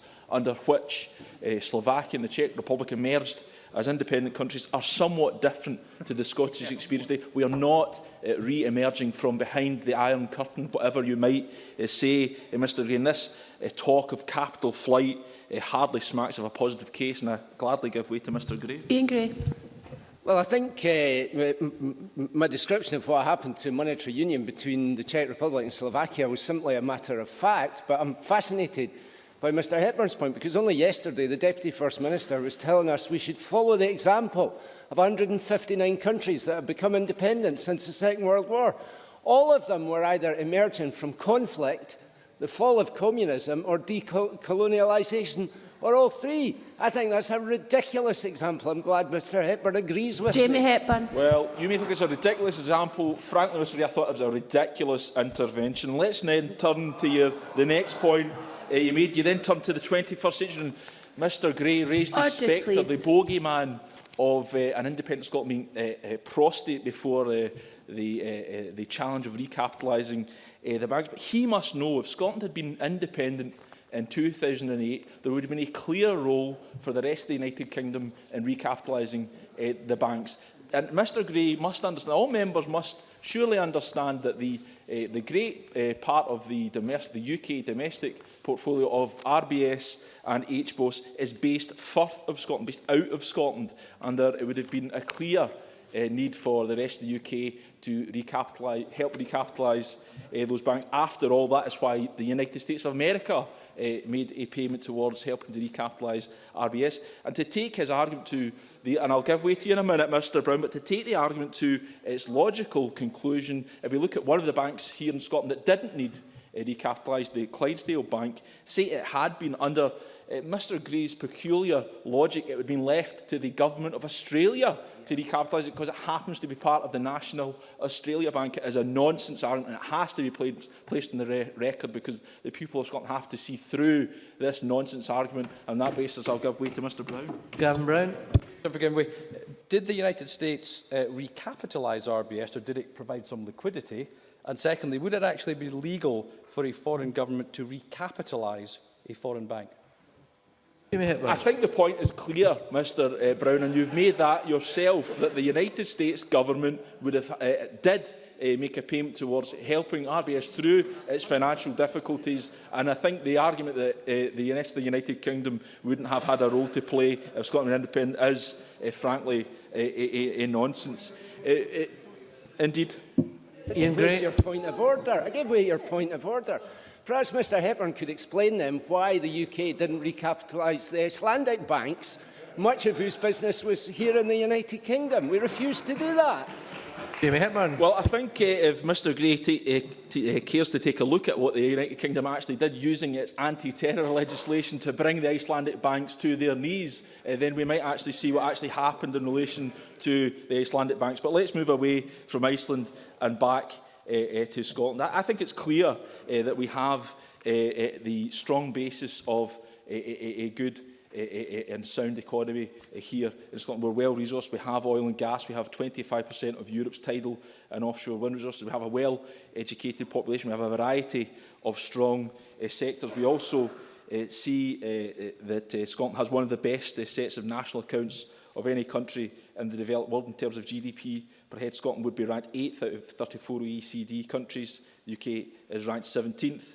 And if we look at the United Nations Human Development Index, another measure of economic social progress, we see Norway ranked first, Ireland, which is much traduced by other members in this place, jointly 7th with Sweden and the United Kingdom behind them at 26th. And we also see a range of measures taken forward by the Scottish Government here to support the Scottish economy, be it through its capital investment programme last year, supporting 40,000 jobs across the Scottish economy, be it the appointment of the only dedicated Minister for Youth Employment in the UK. We could do so much more with independence, of course, and it has been interesting to hear, and we heard again, Joseph Stiglitz quoted by Ken McIntosh. He was, of course, part of the Fiscal Commission working group, and in their report, and I quote from it directly, the opportunities for the Scottish Parliament and Government to adopt a different approach are particularly limited, and later, under the current constitution arrangements, the full range of economic policies cannot be tailored to the specific structure, opportunities and challenges of the Scottish economy. That's why we need independence, Presiding Officer. Many thanks. Now call on Chick Brodie to be followed by Neil Bibby. Thank you, 6 minutes, please. Thank you, Presiding Officer. Yesterday I sat and listened to the debate about Scotland's future. I listened with increasing depression to the contributions from the typhons on the rows of the opposition benches. And all of the arguments posed, very few from the opposition really fundamentally addressed the issue which we should firstly address next year, and that is the seeking of economic and political control by and for our country. And it's in that context of the famous Clinton election phrase, "It's the economy, stupid," we should see the primacy of the economic argument, and not just for next year, and its relation to the UK economy and the global economy. It's about how prosperous, on an ongoing basis, this country and its people can be, and then from that build the kind of country and peoples we wish to be. And after that priority, Presiding Officer, but properly set out, then will come the resolution of the various unions like social union, defence union, etc. And I think it's fanciful in the current global economic structure to imagine that a nation can be isolated from finance and capital flows pressures internationally. However, given the need in these situations for flexibility and focus, I believe that Scotland, in command of its own economy, would be best placed to handle these pressures. In fact, I will demonstrate later that small, economically robust countries can counter international interest rate pressures and do so well. And in bypassing, we want to remember that the rant that goes on currently about the currency, it is the Westminster that needs Scotland's productive assets to shore up sterling rather than the other way around. Presiding Officer, it was the end of last year, Institute of Fiscal Studies in its report that stated the UK's fiscal position in 2014 is unlikely to be healthy. And that, I quote, potential national UK income is now estimated to be full 13% lower in 2016-17 than was projected by the Treasury in 2008. Total UK debt, personal, public and corporate, is £1.40 for every £1 of national income, a figure I am certain will increase on the back of another housing bubble. Presiding Officer, I return to the current IFS study and to page 78, which says that if North Sea revenues turn out to be substantially stronger than the OBR forecasts, which have not been particularly good in the past, the fiscal situation in Scotland could actually be stronger than the UK as a whole. And of course, revenues are not a product just of price. They have a consequence of volume as well. And we haven't even considered the volumes of oil and gas that exist, for example, off the west coast of Scotland. And I suggest we watch this space. In a global sense, Presiding Officer, the Skilling Report in 2012 indicated that small developed countries with a population of less than 20 million have outperformed economically larger developed countries over the last few decades. Of 34 advanced economies, as defined by the IMF, 23 have populations less than 20 million. And it's not just our size, but it's the strength of our balance sheet that counts. Now, I don't need to rehearse the asset disposition of our natural productive resources, our education system, of our people, or contrarily, a fairer distribution of liabilities. On public sector debt, for example, where Scotland's per capita share of public sector net debt in 2011-12 was 62%, and the UK's was 71%. Assets better, liabilities lower. So when the opposition start talking of Scotland taking its share of the UK national debt, managed, I hasten to add, by the UK Treasury, let them also talk of our substantial assets. The real value of a country, just like that of a company or an individual, is its productivity and net worth, and what worth we have, even without considering the GDP generated in the North Sea. The GDP per head in Scotland was almost the same as that of the rest of the UK, distorted primarily by that of London. And when you add in the North Sea output on a geographic basis, Scotland's GDP per head goes up to 117% of the UK level. And it's not just about oil and gas assets. It's the brand, the reputation that propels us to a renewable energy powerhouse, to a world-renowned tourist facility, to our green energy reserves, and to our skills and industries like food and drink and the other industries that have been mentioned today. So, on the background of having lost in 2 world wars the resource of our young people and the centralisation of the economy in London after the Second World War, Scotland had been injured. But here's the news.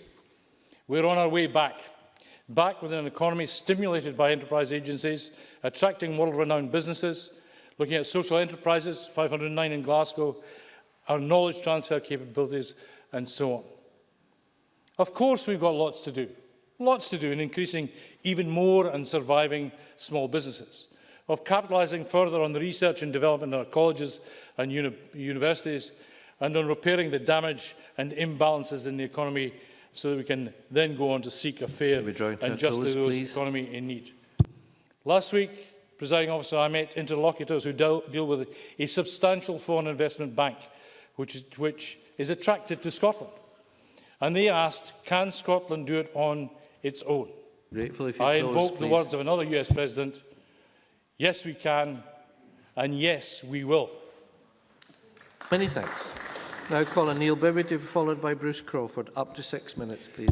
Thank you, Presiding Officer. Stimulating economic growth and creating jobs for people should be at the top of our agenda. Of course, on this side of the chamber, we welcome the rise in employment, but the reality is that unemployment is also up by 10,000, and as has been reported over the last quarter, we've seen a 13,000 increase in female unemployment and 32,000 more 16 to 24-year-olds out of work.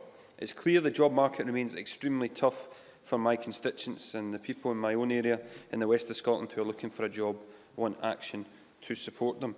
Earlier this year, like other members, I organised a jobs and skills fair in Paisley, and while it was helpful to many, I'm sure the huge turnout was a stark reminder of the sheer scale of the challenge we face to promote jobs for people.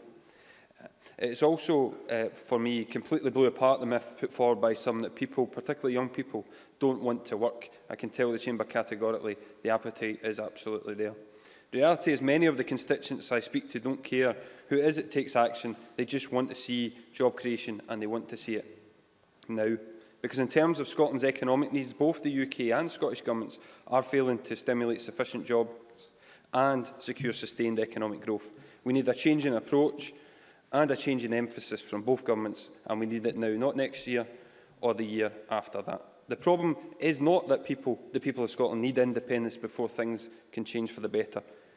It's that the people of Scotland have a government so obsessed with the independence and the referendum that everything else is pushed to the side. The Cabinet Secretary described his budget last week as a budget for independence. What we should have and we need is a budget for jobs and a budget for growth, not one that keeps Scotland on standstill for the next 12 months. It's becoming increasingly evident that it's not what powers you have, it's what you do with the powers that count. The truth is that despite the SNP members insisting this afternoon that only independence would give them the powers they need to act, the Scottish Government already has key powers to take action now. Powers over employment, over skills, power over colleges, over housing and over childcare. For example, as Margaret McDougall said, you could use powers of procurement to limit zero-hour contracts and extend the living wage to put money in the pocket of the lowest paid workers. You could begin to reverse your college cuts, which are having a devastating impact on students and staff. 120,000 fewer part-time students, 1,200 jobs gone. It makes sense that if people can't get a job, then at least we should be providing them with the opportunity to train or retrain. Last year, the NUS, EIS and Unison said college cuts would harm economic recovery, and they are right. And according to Spice, you are continuing your real terms cuts to colleges in 2014-15 and 2015-16, when you should be repairing the damage you have already done. But by 2015-16, you will have cut the college budgets by over £100 million in real terms since 2007. More also needs to be done, as mentioned, to support families with childcare, which is crucial in supporting people, particularly women, back into work. Of course, we welcome the increase to 600 hours for 3- and 4-year-olds in the Children and Young People Bill, just as my colleagues welcomed it when it was first promised back in 2007. By now, we should be looking at what can be done next: provision for 2-year-olds and wraparound care for primary school-aged children. Just a couple of months ago, we proposed a childcare commission to work with all parties to look at the childcare challenges we face and discuss the best way to tackle them. It is regrettable that the SNP chose not to work with us on that. Of course, SNP members will argue, as they have this afternoon, for full economic powers. They've been arguing that for many years. It's the same old argument. The only difference seems to be these days they actually want to keep the British pound. So maybe they don't want full economic powers after all. That's one of the major problems I have with the Yes campaign. They cannot even agree on something as fundamental and as basic as currency. And as Ian Gray has said, by promising to cut corporation tax at a time when families are struggling to pay the bills, they've shown that they wouldn't use the powers they demand wisely. Planning to slash corporation tax for big business is just plain wrong. £300 million to be cut from public services, cuts from schools and hospitals. There is no way I could support that, and I believe the vast majority of my constituents would think the same. I believe it is in Scotland's interest to remain a strong and integral part of the UK economy, the 6th biggest economy in the world. I believe it is in Scotland's interest to continue to use the British pound. I also believe Scotland should help elect the UK Government and Chancellor who appoint members of the Bank of England and set its targets. I don't believe it's in Scotland's interest to leave the 6th biggest economy in the world, to have no monetary control or power, and to set up an artificial border with our biggest partner. I don't believe it is in our interest to leave a union where we get higher public spending per head than the rest of the UK. Members in his last minute. I care about Scotland and our people as much as anyone else here. My fear is that the SNP want independence so badly they want it at any cost, whether we are richer or poorer. Well, Presiding Officer, it is in our economic interest to remain part of the UK, and I will campaign and vote with other Scots in Scotland's interest, and I support the Labour amendment. Many thanks.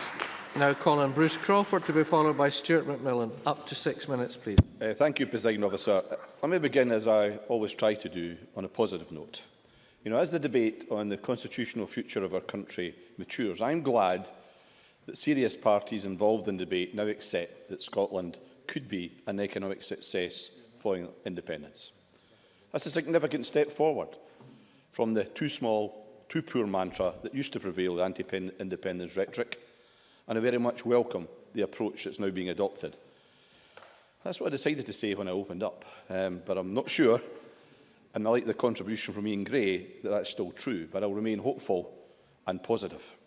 Of course, when the facts are laid out, it becomes more and more difficult and intellectually challenging to mount an argument that continues with the mantra of the past.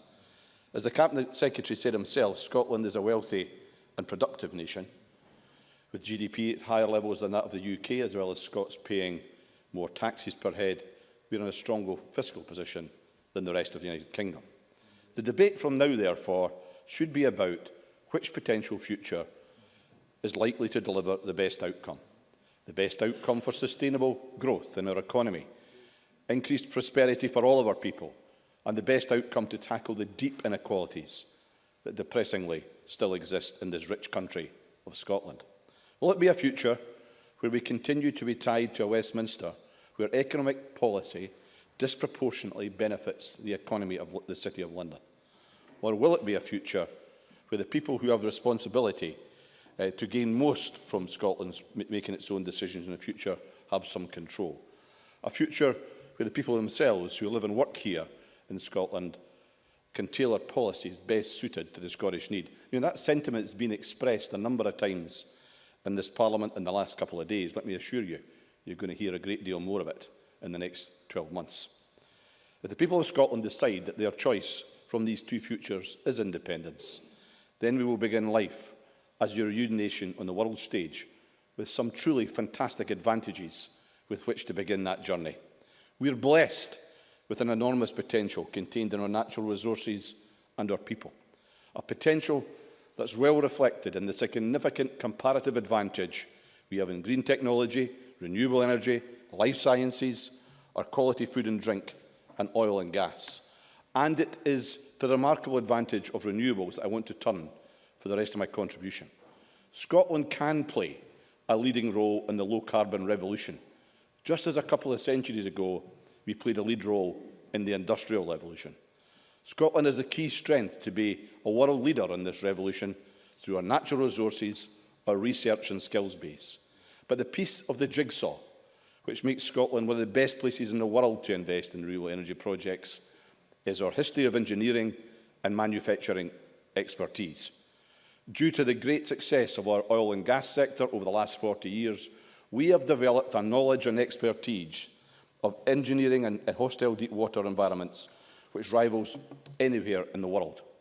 And that fantastic legacy will be a huge competitive advantage to the marine industry in the renewable technologies field. We already have a sense of direction and a clarity that's paying dividends as Scotland attracts major investments in renewable energies, with significant commitments made from leading international and Scottish companies. Gamesa, Samsung, Mitsubishi, Arriva and Global Energy. There are already about 11,000 people employed in the renewable sector, and it's estimated it could deliver up to £46 billion of investment. We've established the European Marine Energy Centre in Orkney as the first of its kind in the world, where there are more grid-connected marine energy converters deployed than any other single site around the globe. And yes, I will, from Ken McIntosh. Mr Crawford, I was just interested that the list of companies you gave there were all international companies. Does he share my concern that the vast majority of the profits from the Scottish renewables industry are going abroad? Well, these companies, are coming to Scotland. They are creating jobs. They're prepared to invest in something that is significant for our future. They're recognising that Scotland is a success and want to put their monies behind that success. And not all of these companies are read out, by the way, or international. You should go do some homework. Of course. Yes, I'll have to be very brief. Too young to remember it, but the Scottish Development Agency, as was meant to give the sort of capital for upcoming companies like that. Who's doing that now? Bruce Crawford. The Scottish Government, in terms of our focus, in terms of the focus of the Scottish Government, there can be no doubt that it's attracted significant interest from around the world because it's got clarity of direction and understanding. And actually, the Parliament should share in that, because this Parliament's also got that clarity around renewables. So we should all be part of that success and agree it. Now, of course, consent's also been given to the European Offshore Wind Development Centre, and that will help develop new technology and techniques that will be vital to offshore wind power. And we're going to see 28,000 jobs potentially created in that area, and many, many more from indirect employment. But why is that investment taking place? The answer is devastatingly simple. The waters around Scotland offer the greatest potential offshore renewable resource in Europe. A resource, together with our ingenuity of our people and our other remarkable natural resources, will provide the newly independent nation of Scotland with a fantastic platform on which to start her new journey. Can we draw to a close, please? Many thanks. Now call on Stuart McMillan. Up to 6 minutes, please. Thank you very much, Presiding Officer. I'm pleased to have the opportunity to speak in this debate today.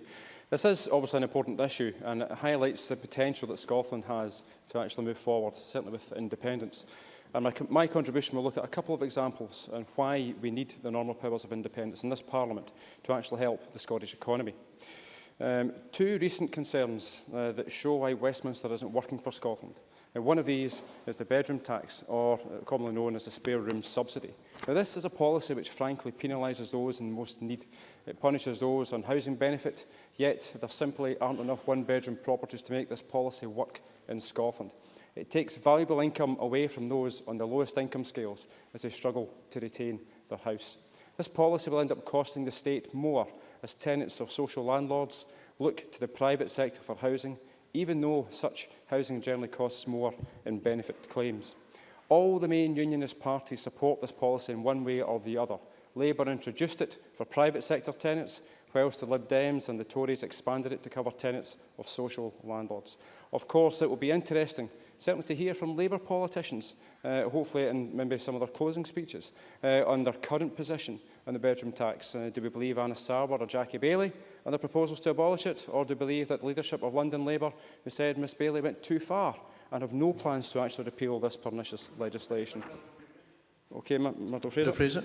I'm very grateful for Mr McMillan for giving way and for reminding the Chamber that Labour introduced this, the end of the spare room subsidy for private sector tenants. Can you remind us, what did the SNP do in the House of Commons when Labour brought that change in? I'll certainly say one thing, Mr Fraser. I know that certainly in the House of Commons, when this issue was actually being raised, the leader of the Better Together campaign went to a Better Together meeting up in Aberdeen as compared to being down there to actually vote against it. One of the other issues, Presiding Officer, is the issue of the privatisation of the Royal Mail. Now, Margaret McDougall, in her contribution earlier on, spoke about issues of importance to the people of Scotland, and that was a direct quote from Margaret. I would suggest that actually one of the issues of importance to the people of Scotland is the issue of the Royal Mail and the privatisation of the Royal Mail.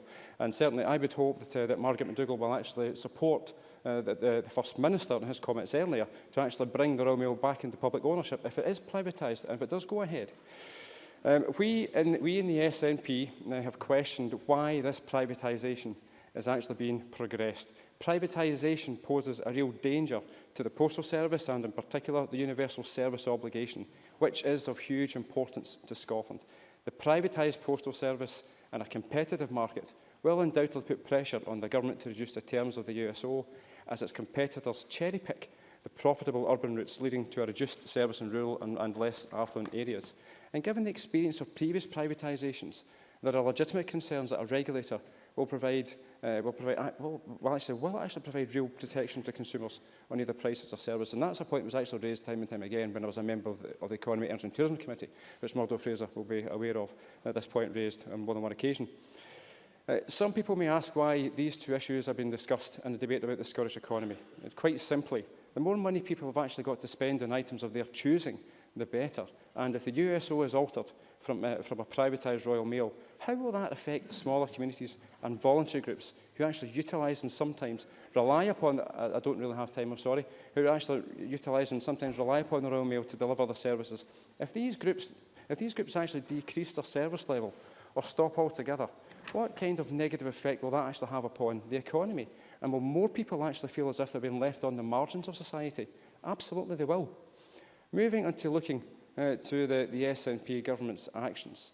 Now, there are many and varied items that this SNP government is doing and actually has done to actually make Scotland a better and more prosperous and a fairer country.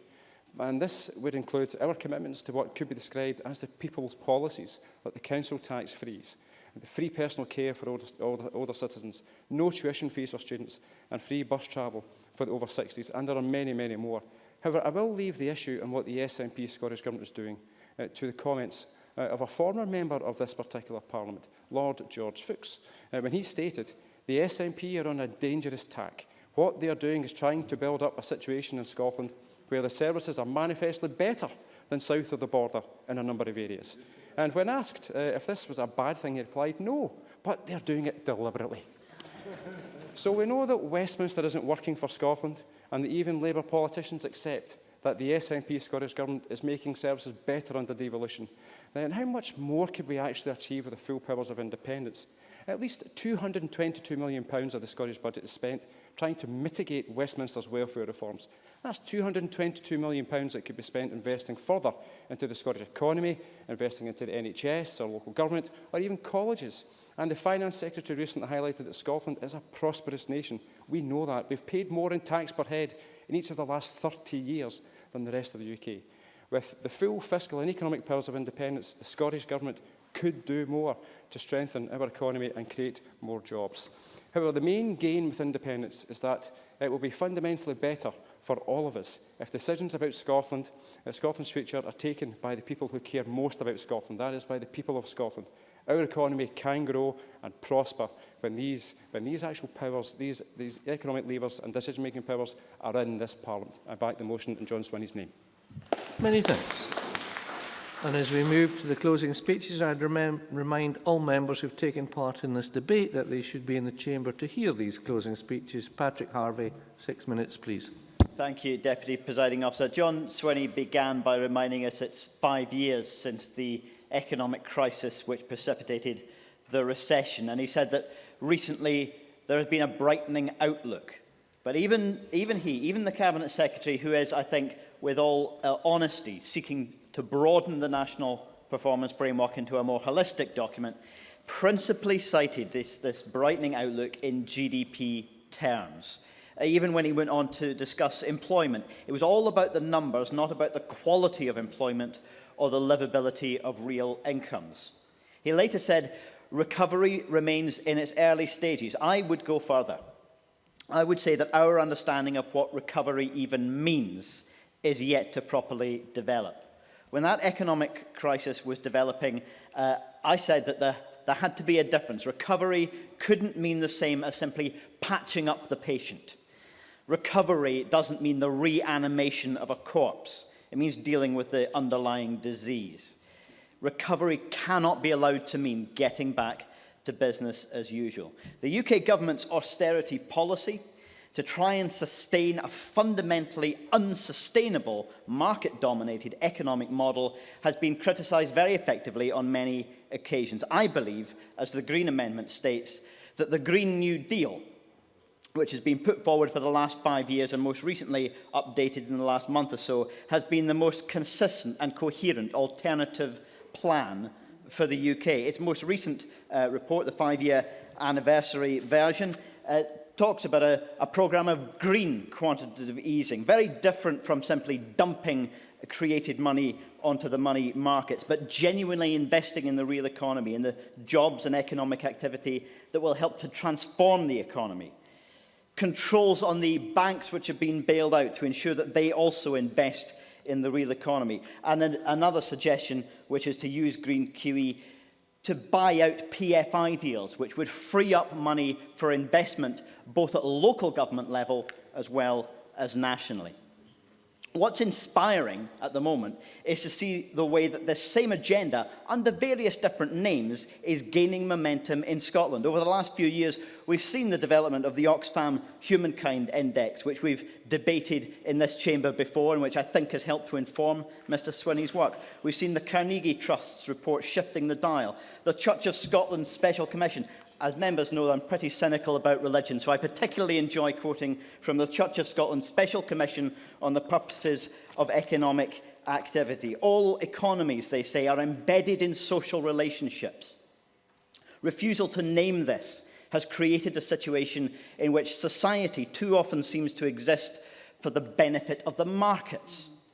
This is no time for business as usual, they say. More recently, we've seen Oxfam continue their work with the Who's economy and then, more recently, Our Economy. And the Jimmy Reid Foundation, of course, have contributed with the Commonweal project. Taken together, these documents and others offer a transformational vision of a better Scotland, a more equal society and a more sustainable economy.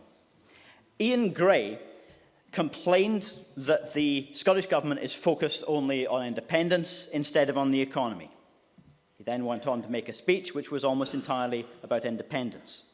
Last week, and again today from others on that side of the chamber, we've heard this case being made that Scotland is on hold, because of the referendum, even though, as far as I'm aware, all political parties have now accepted the need to hold one. Well, that case that Scotland's on hold might sometimes be true inside this room, where, frankly, any one of us are capable of turning any debate into a proxy for independence. But it's not true outside of this room. So much of that work that's being done by these many organisations offering new transformational ideas, it's being generated here in Scotland in the context of that constitutional debate. Many of these ideas do have a relevance, either for a yes or a no result. Even with the current powers of devolution, we might be able to achieve 10 or 20% of the ambition that they embody. We can and must begin that right now.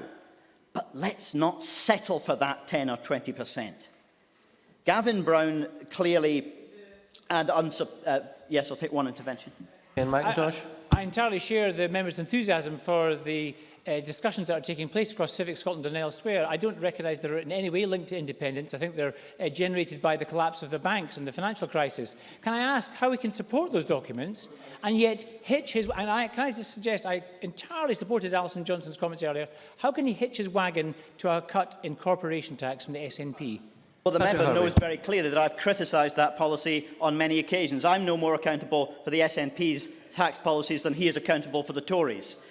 Gavin Brown clearly and unsurprisingly sought to represent the status quo economic model that I seek to challenge. Fair enough, that's his job, I suppose. And indeed, coming on to this point, his appetite for even greater tax competition reminded me again that this practice of tax competition has been employed by Tory, Labour and now Tory Liberal UK governments, and it is a mistake Scotland must not repeat, because the result has been a business culture where the wealthiest hoard their gains in tax havens, a business culture also where many big businesses have built up huge reserves while paying poverty wages. This vision of the economy is not only unsustainable and exploitative, it is, as Anne Pettifer has described it, an Alice in Wonderland economy of low wages and poverty. Scotland deserves better. We can and must do better. Many thanks. Now Colin Murdo-Fraser, up to 6 minutes, please. Thank you, Deputy Presiding Officer. I must start on a note of disappointment. I'm equally disappointed that Patrick Harvey's Thatcherite phase has lasted less than 48 hours. I'm very disappointed with John Swinney's analysis in opening this particular debate, because all we had from Mr Swinney was the same tired old mantra. It's all the UK government's fault. It's the misguided economic policies of the UK government, seemingly oblivious to the signs of economic recovery that we've been talking about in this chamber and hearing about over the past month or two. Let's just remind ourselves some of the things not at the moment. I want to make some progress if I can, Mrs MacDonald. Let's remind ourselves some of the things Mr Swinney said in 2011. He said the Westminster Coalition's Plan A is an abject failure. He was then joined by his SNP colleague, Stuart Hosey, SNP Treasury spokesman in Westminster, who said, in August 2012, the UK government's economic plan simply isn't working. Mr Hosey went on to say on the 19th of February this year, the Chancellor's failure to go for growth risks a lost decade of economic stagnation if he doesn't waken up and invest for the future now. Plan A has failed. It's time to go for growth. And a month later, he said exactly the same thing. He couldn't even bother to thinking up a new soundbite. Deputy Presiding Officer, he said Plan A has failed. It's time to go for growth. All proved absolutely wrong, Deputy Presiding Officer. Maybe Mr Swinney will give us an explanation, or maybe he has seen the light. John Swinney. Well, Mr Fraser's point about Plan A was predicated on a certain level of borrowing that was envisaged in 2010 by the UK Chancellor. Would Mr Fraser explain why Plan A has been so successful that the Chancellor is having to borrow £244 billion more than he planned to borrow in 2010. Isn't that an indication that austerity has failed to deliver the growth that it was promised in 2010? Murdo-Fraser. And throughout this entire period, Mr Swinney was urging the UK government to borrow even more money. Even more money. So we won't take any lessons from Mr Swinney on that particular point. Order. Now, the SNP's sole solution to this And we heard it all. We heard it from Mr Swinney. We heard it from all the backbenchers. The same old solution is independence. Now, we've been hearing this all week, Deputy Presiding Officer. We've been hearing it for the last year. We'll hear it non-stop for the next year. What I find inexplicable in all this is a party that says it believes in a complete, not just now, in a complete freedom of action for the Scottish economy, wants to tie its own hands. Yesterday we had a speech, very interesting speech from Mr Rob Gibson. I don't think he's back in the chamber this afternoon. Mr Gibson telling us that that energy policy was holding back the development of Scottish energy and the renewable energy industry in Scotland, seemingly oblivious to the fact that it's the policy of Mr Fergus Ewing on his front bench that in the event of independence we'd be tied to UK energy policy and nothing whatsoever would change, because we need the electricity bill payers of England and Wales to subsidise our renewable energy industry. And then secondly, we have, and this was pointed out by Willie Rennie and Richard Baker, we'd be part of a currency zone with the rest of the United Kingdom. So the Bank of England would set our interest rates. It would be the lender of last resort. It would set our borrowing and spending limits. The Bank of England in a foreign country, answerable to a foreign government. And they call this independence. Deputy Presiding Officer, Bruce Crawford, I thought, made an interesting speech, saying we need to cut our ties with the City of London. That's not the policy of his government.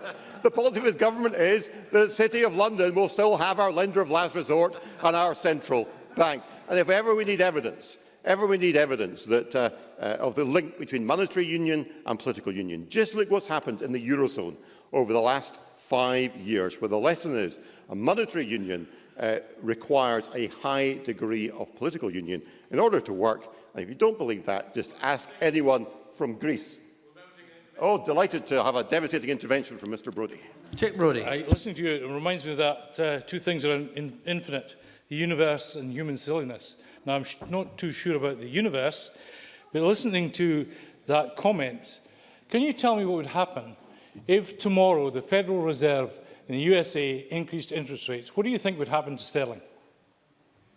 Fraser. I'm not entirely sure what the relevance of that intervention from Mr Brodie is. I sometimes wonder if he's quite on the same planet as the rest of us. But just on this point of the currency zone, there are economists called Jim and Margaret Cuthbert, members of the SNP, will be very familiar with their work. Their interesting paper last week, Economic Policy Options for an Independent Scotland. It says, it is a very good question whether the constraints which Scotland would have to concede in order to establish a joint UK currency union would actually be consistent with any meaningful form of independence. That's it from the SNP's favourite economists. It is not compatible with independence. Presiding Officer, in the few moments that remain, I just want to turn to an issue that was raised by a couple of members. Richard Baker and Stuart McMillan mentioned this, the issue of the Royal Mail. Now, we had a shock announcement from the First Minister this morning. It came as a shock to us. I'm sure it came as a shock to Mr Swinney, who just a few hours ago was on the television and was asked 6 times last night on the television whether it was SNP policy to renationalise the Royal Mail, and wouldn't answer the question. So, Deputy Presiding Officer, maybe Mr Swinney will tell us when he knew about this change in policy, or did he hear it at the same time the rest of us heard it at 12:20 this afternoon? So what is the timescale for this? How is it to be paid for? Presiding Officer, it just shows the weakness at the heart of this government. They make it up as they go along. Many thanks. Now call on Jenny Mara. Up to 8 minutes, please. Thank you, Presiding Officer. Unfortunately, we aren't here this afternoon to talk about how we secure recovery of our fragile economy. We aren't here to talk about extending our proud tradition of innovation, entrepreneurship and invention, or to debate how we invest in research, technology and skills.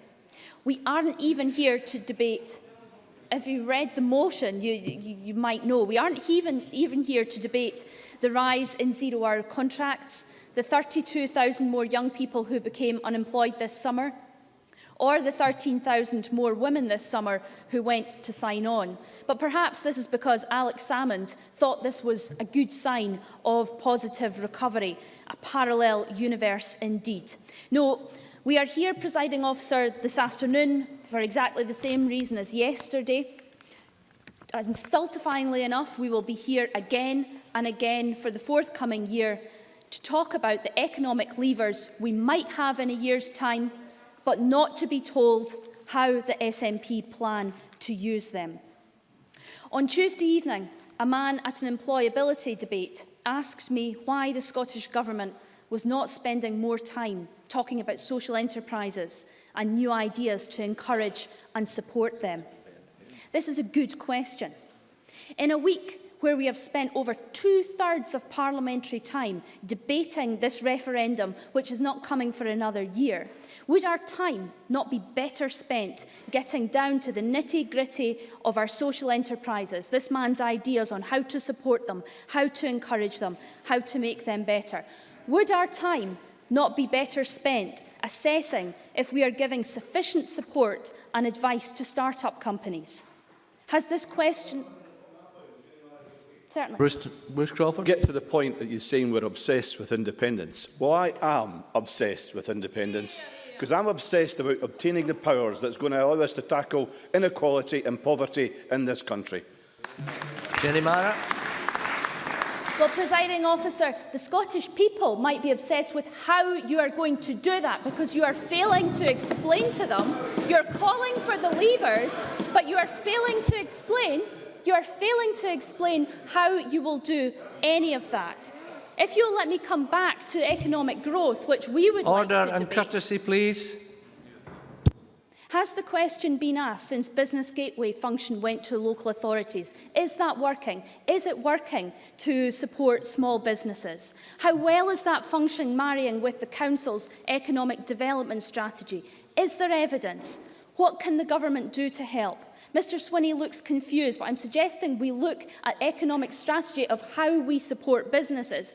Who should be speaking to whom? This is the kind of nitty-gritty detail that I expect we use this time in this Parliament to debate. Instead, we have a motion this afternoon that Scotland has the potential to be a successful independent country and recognises that with the powers of independence and greater access to the full range of economic and fiscal levers, blah, blah, blah. Presiding Officer, can I turn to some of the contributions in the debate today? I mean, I think we can safely say that the Finance Minister's contribution could be summed up, his whole 14 minutes, by saying that he thinks Scotland is doing better than the UK, but not much better, I would put to the Finance Minister. Ian Gray went on to the more serious challenges of globalisation, of democratic change and pension liabilities, things we should be talking about. He talked about the self-confidence of Scotland within the UK to share risk and reward. Gavin Brown wanted to get down to more detail as well. He talked about the SNP restructuring the enterprise network. But as we said last week on Thursday, no mention of a new strategy. The SNP are still pursuing a 12-year-old strategy that we put in for Scottish enterprise. Gavin Brown said the SNP have indeed taken their eye off the ball. Alison Johnson also wanted to get down to more detail, talking about small businesses, more women in business, a transformative approach to childcare. And we agree with that. But we're very disappointed that we've had to wait 6 years for the 600 hours investment. Childcare on pause until your teenagers, according to the SNP. Willie Rennie, the Scottish Government should be looking at what it can do right now. I would agree with that assertion. Stuart Stevenson, I think, actually made a very good case for Scotland staying in the United Kingdom. He talked about the European Union's geographic protection for food, for us to stick with our UK membership of the EU rather than gambling it by ceding from the UK, risking our EU membership and casting ourselves adrift, certainly. The member hopefully will be aware that the only part of the acquis that applies to this is Section 50. And Section 50 does not permit people or mass to leave the European Union without due notice. And if she looks at the example of Greenland, she will see how difficult it is to get out. We, of course, would be welcomed with open arms by all 28 members. Jenny Mara. It's very difficult to get out because no country has been foolish enough to cede from their membership of the EU since it was set up. Now, Labour... Order. Labour this afternoon has some sympathy with the aims of the Green Amendment. But given that these aims are predicated on separation from the UK, which we think is folly, unworkable and is financially unsustainable, we will not be able to support that amendment in Patrick Harvey's name at decision time. Because with 1 year to go, the case for independence still doesn't add up. John Swinney says Scots will be richer under independence, that child poverty will be abolished, that we will create jobs, but he can't or won't perhaps tell us how. People say they don't have enough information. Certainly. John Swinney. In my earlier remarks, I made clear that if a different approach had been taken on capital investment, there would have been 19,000 additional jobs in the Scottish economy for each and every one of the last 5 years. That is one example of how we could have used powers differently to encourage investment in our economy rather than choke off investment, which is what the UK government has inflicted on us for the last 3 years. Well, Presiding Officer, I thank the Cabinet Secretary for starting to come up with some answers, but I would have to say to him, there are many unanswered questions, and I hope that the Scottish Government will be using their procurement bill to try and bolster our economy when it comes forward later this year. I mean, let's hope that this white paper in November is longer than War and Peace, because it will have to be to answer the questions that the Scottish people want answers to. What levers will he pull? Will he commit to raising the minimum wage? Will he commit to stamping out 0 hours contracts like Labour has committed to? The Youth Employment Minister said on Tuesday night, and I quote, come to a close. And I quote that the SNP has yet to say anything on 0 hours contracts. Well, let's hear it now from the Finance Secretary. And will he use taxes to guarantee jobs for every long-term unemployed young person? Presiding Officer, a 12-year-old enterprise strategy, no new ideas for attracting international talent, levers he can pull today. But Scotland is on pause still and for another whole year. I now call on John Swinney to wind up the debate. Mr. My script says Mr. Swinney, but I'm affirmed it's the Minister, Fergus Ewing.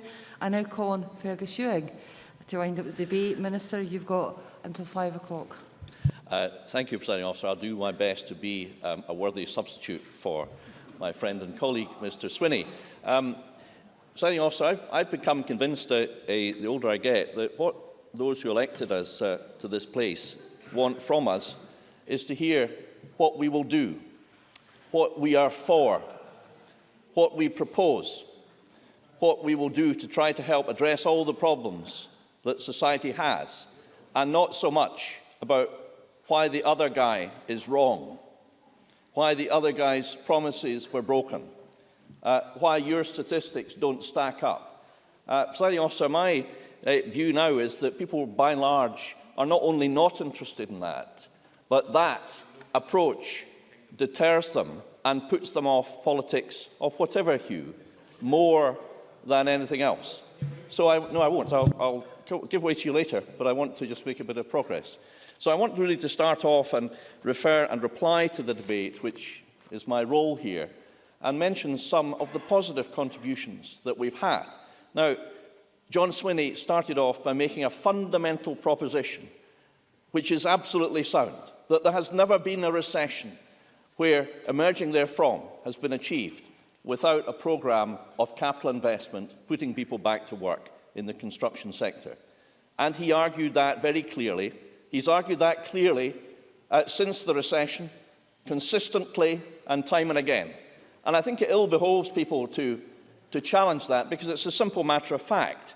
And therefore, when he pointed out to Murdo Fraser in the intervention there that the UK Chancellor surely has adopted an approach which by definition hasn't been successful, sadly, I think he deserves to be listened to. So let me just repeat the arguments in case they weren't understood, because this is extremely serious to many thousands of people in Scotland who it's our job to get back into employment and to give and restore hope to their lives. The Chancellor is borrowing £244,000 million, more than he said he would. Now that is 8 times more than the annual budget of this place. To put it into context, because who really understands what £244 billion is? It's 8 times the cost of all the public services in Scotland. Now, if John Swinney had to borrow, if we were allowed to, £244 billion more than he said he would, you know, I think that Mr Fraser would quite rightly be the first person to criticise him. So I think we are entitled to say, Presiding Officer, that our central suggestion about perhaps where the UK has gone wrong of late, at the highest strategic level, has a sound evidential basis. And I do hope that that is a serious point which members will take on board. Now, I want to respond to some of the members of the debate. And let me start off with Alison Johnson. I thought Ms Johnson's contribution was extremely positive, very well received, and exactly, if I may say so, what the people of Scotland want to hear from politicians these days. Maybe she set out a series of objectives rather than a series of costed policies, and that, of course, is the challenge. That's the difficult thing. But I think she painted a vision that many of us instinctively felt was in sync with the people of Scotland. And I say that perhaps as the person who is not the closest to the Green Party in this chamber, I would admit, as Mr Harvey would acknowledge. He's nodding sagely there. So it is with regret, because we feel that some of the matters referred to in the specific set of proposals in the document are ones that we can't agree with, that we can't today support the amendment. But we most certainly support the spirit of what she said, because I think that she did speak out in a way that we all recognise was where Scotland wants to go. Joan McAlpin then made a speech where she rightly devoted on one of the other most serious issues, which everybody in this country realises is one that no matter how we are governed, we must do better, and that is the appalling inequality between the genders in this country and the UK as a whole. I was privileged to hear and take part in a debate at Offshore Europe, which Kevin Stewart mentioned, which took place a few weeks ago in Aberdeen in the aftermath of the tragic loss of life in a helicopter accident. And Princess Anne, spoke very powerfully and persuasively about how we persuade, attract, inspire more young females to come into engineering jobs and in particular the oil and gas industry. There is now a very serious set of actions, policies, moves, businesses and government action to address some of the problems that Dr McAlpine quite rightly focused on. Again, I would put it to members, whatever their view about independence or the union, that Dr McAlpine spoke on principle about something that concerns people out there, not about trading insults, sniping, snidery, and that sort of thing. I'm happy to take an intervention. Will the Minister be able to tell us, as we addressed in the debate, where the SNP are on 0 hours contracts? Minister.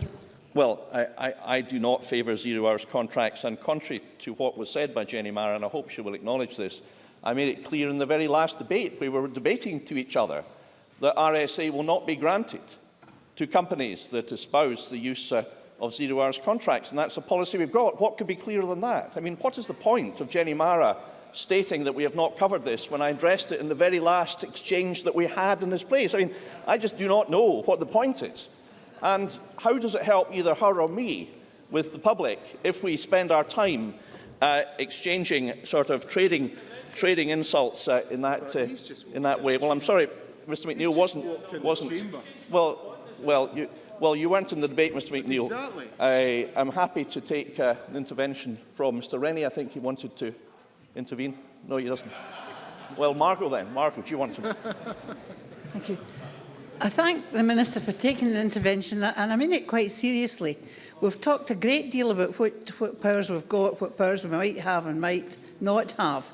But isn't it the sheer dynamic that's created by people working, people setting up wee businesses? And that's why I referred to the old SDA. It had greater risk capital at its disposal, I think, than enterprise had. And it encourages people to get up and go and try something new. Minister. Well, Presiding Officer, there it is. Margaret MacDonald shows us all how to raise our game. She is exactly right. It is the people of Scotland that ultimately will help us succeed and prosper as a nation and become a more equal, fairer, healthier and wealthier nation. She is absolutely right. So let me just use my remaining time to run through some of the achievements and successes of the people of Scotland that make us a country with an underlying strength of economy, that make us a country whose potential could be maximised if we had the full powers of a normal nation.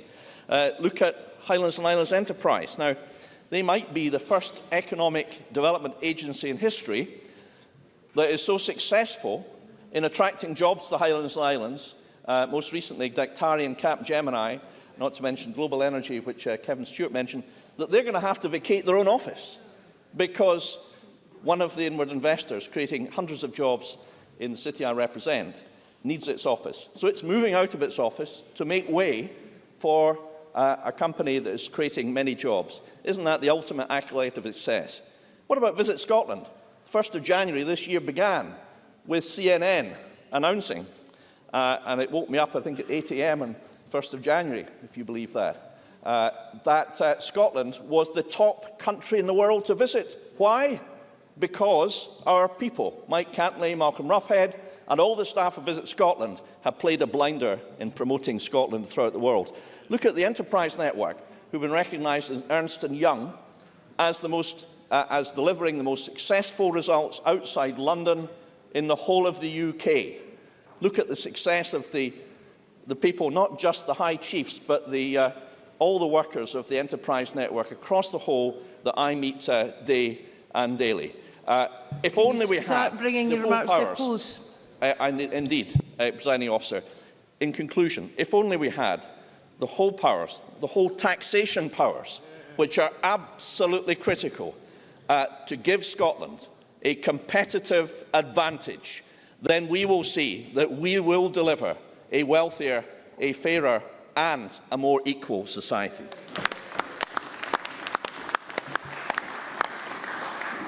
That concludes the debate on Scotland's economy. We now move to the next item of business. There are 4 questions to be put as a result of today's business.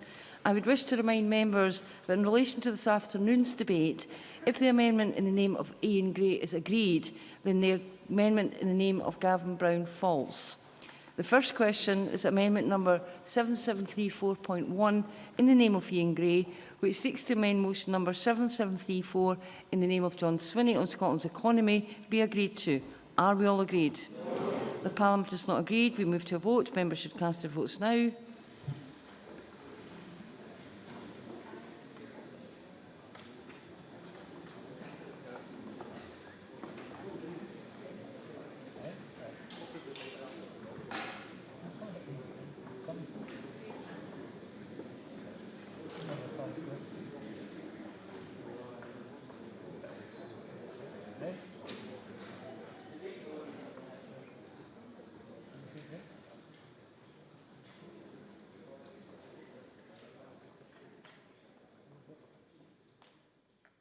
The result of the vote on amendment number 7734.1 in the name of Ian Gray is as follows.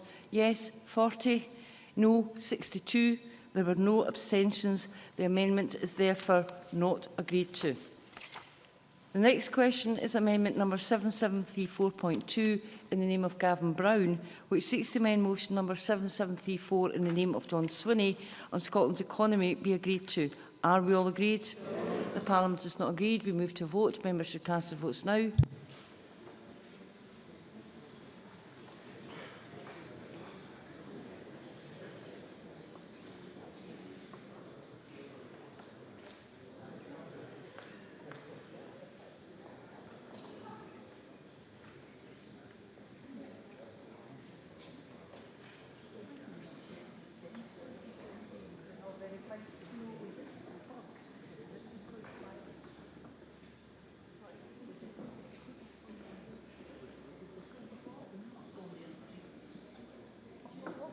The result of the vote on amendment number 7734.2 in the name of Gavin Brown is as follows. Yes, 40. No, 62. There were no abstentions. The amendment is therefore not agreed to. The next question is amendment number 7734.3 in the name of Patrick Harvey, which seeks to amend motion number 7734 in the name of John Swinney on Scotland's economy be agreed to. Are we all agreed? No. The Parliament is not agreed. We move to a vote. Members should cast their votes now.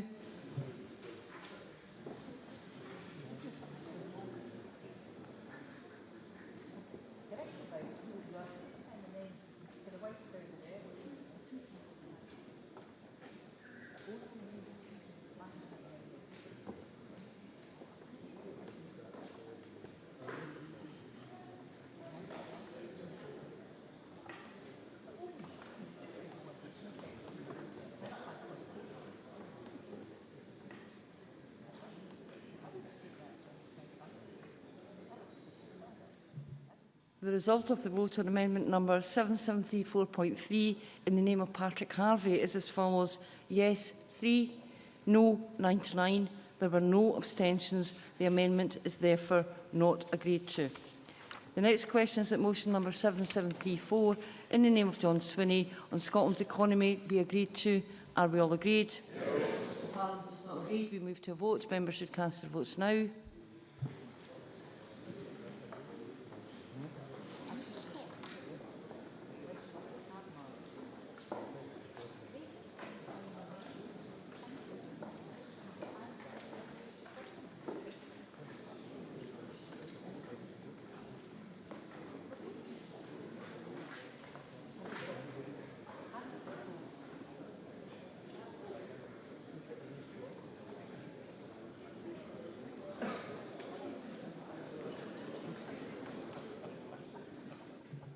The result of the vote on motion number 7734 in the name of John Swinney is as follows. Yes, 62. No, 40. There were no abstentions. The motion is therefore agreed to. That concludes decision time. I now close this meeting of the Parliament.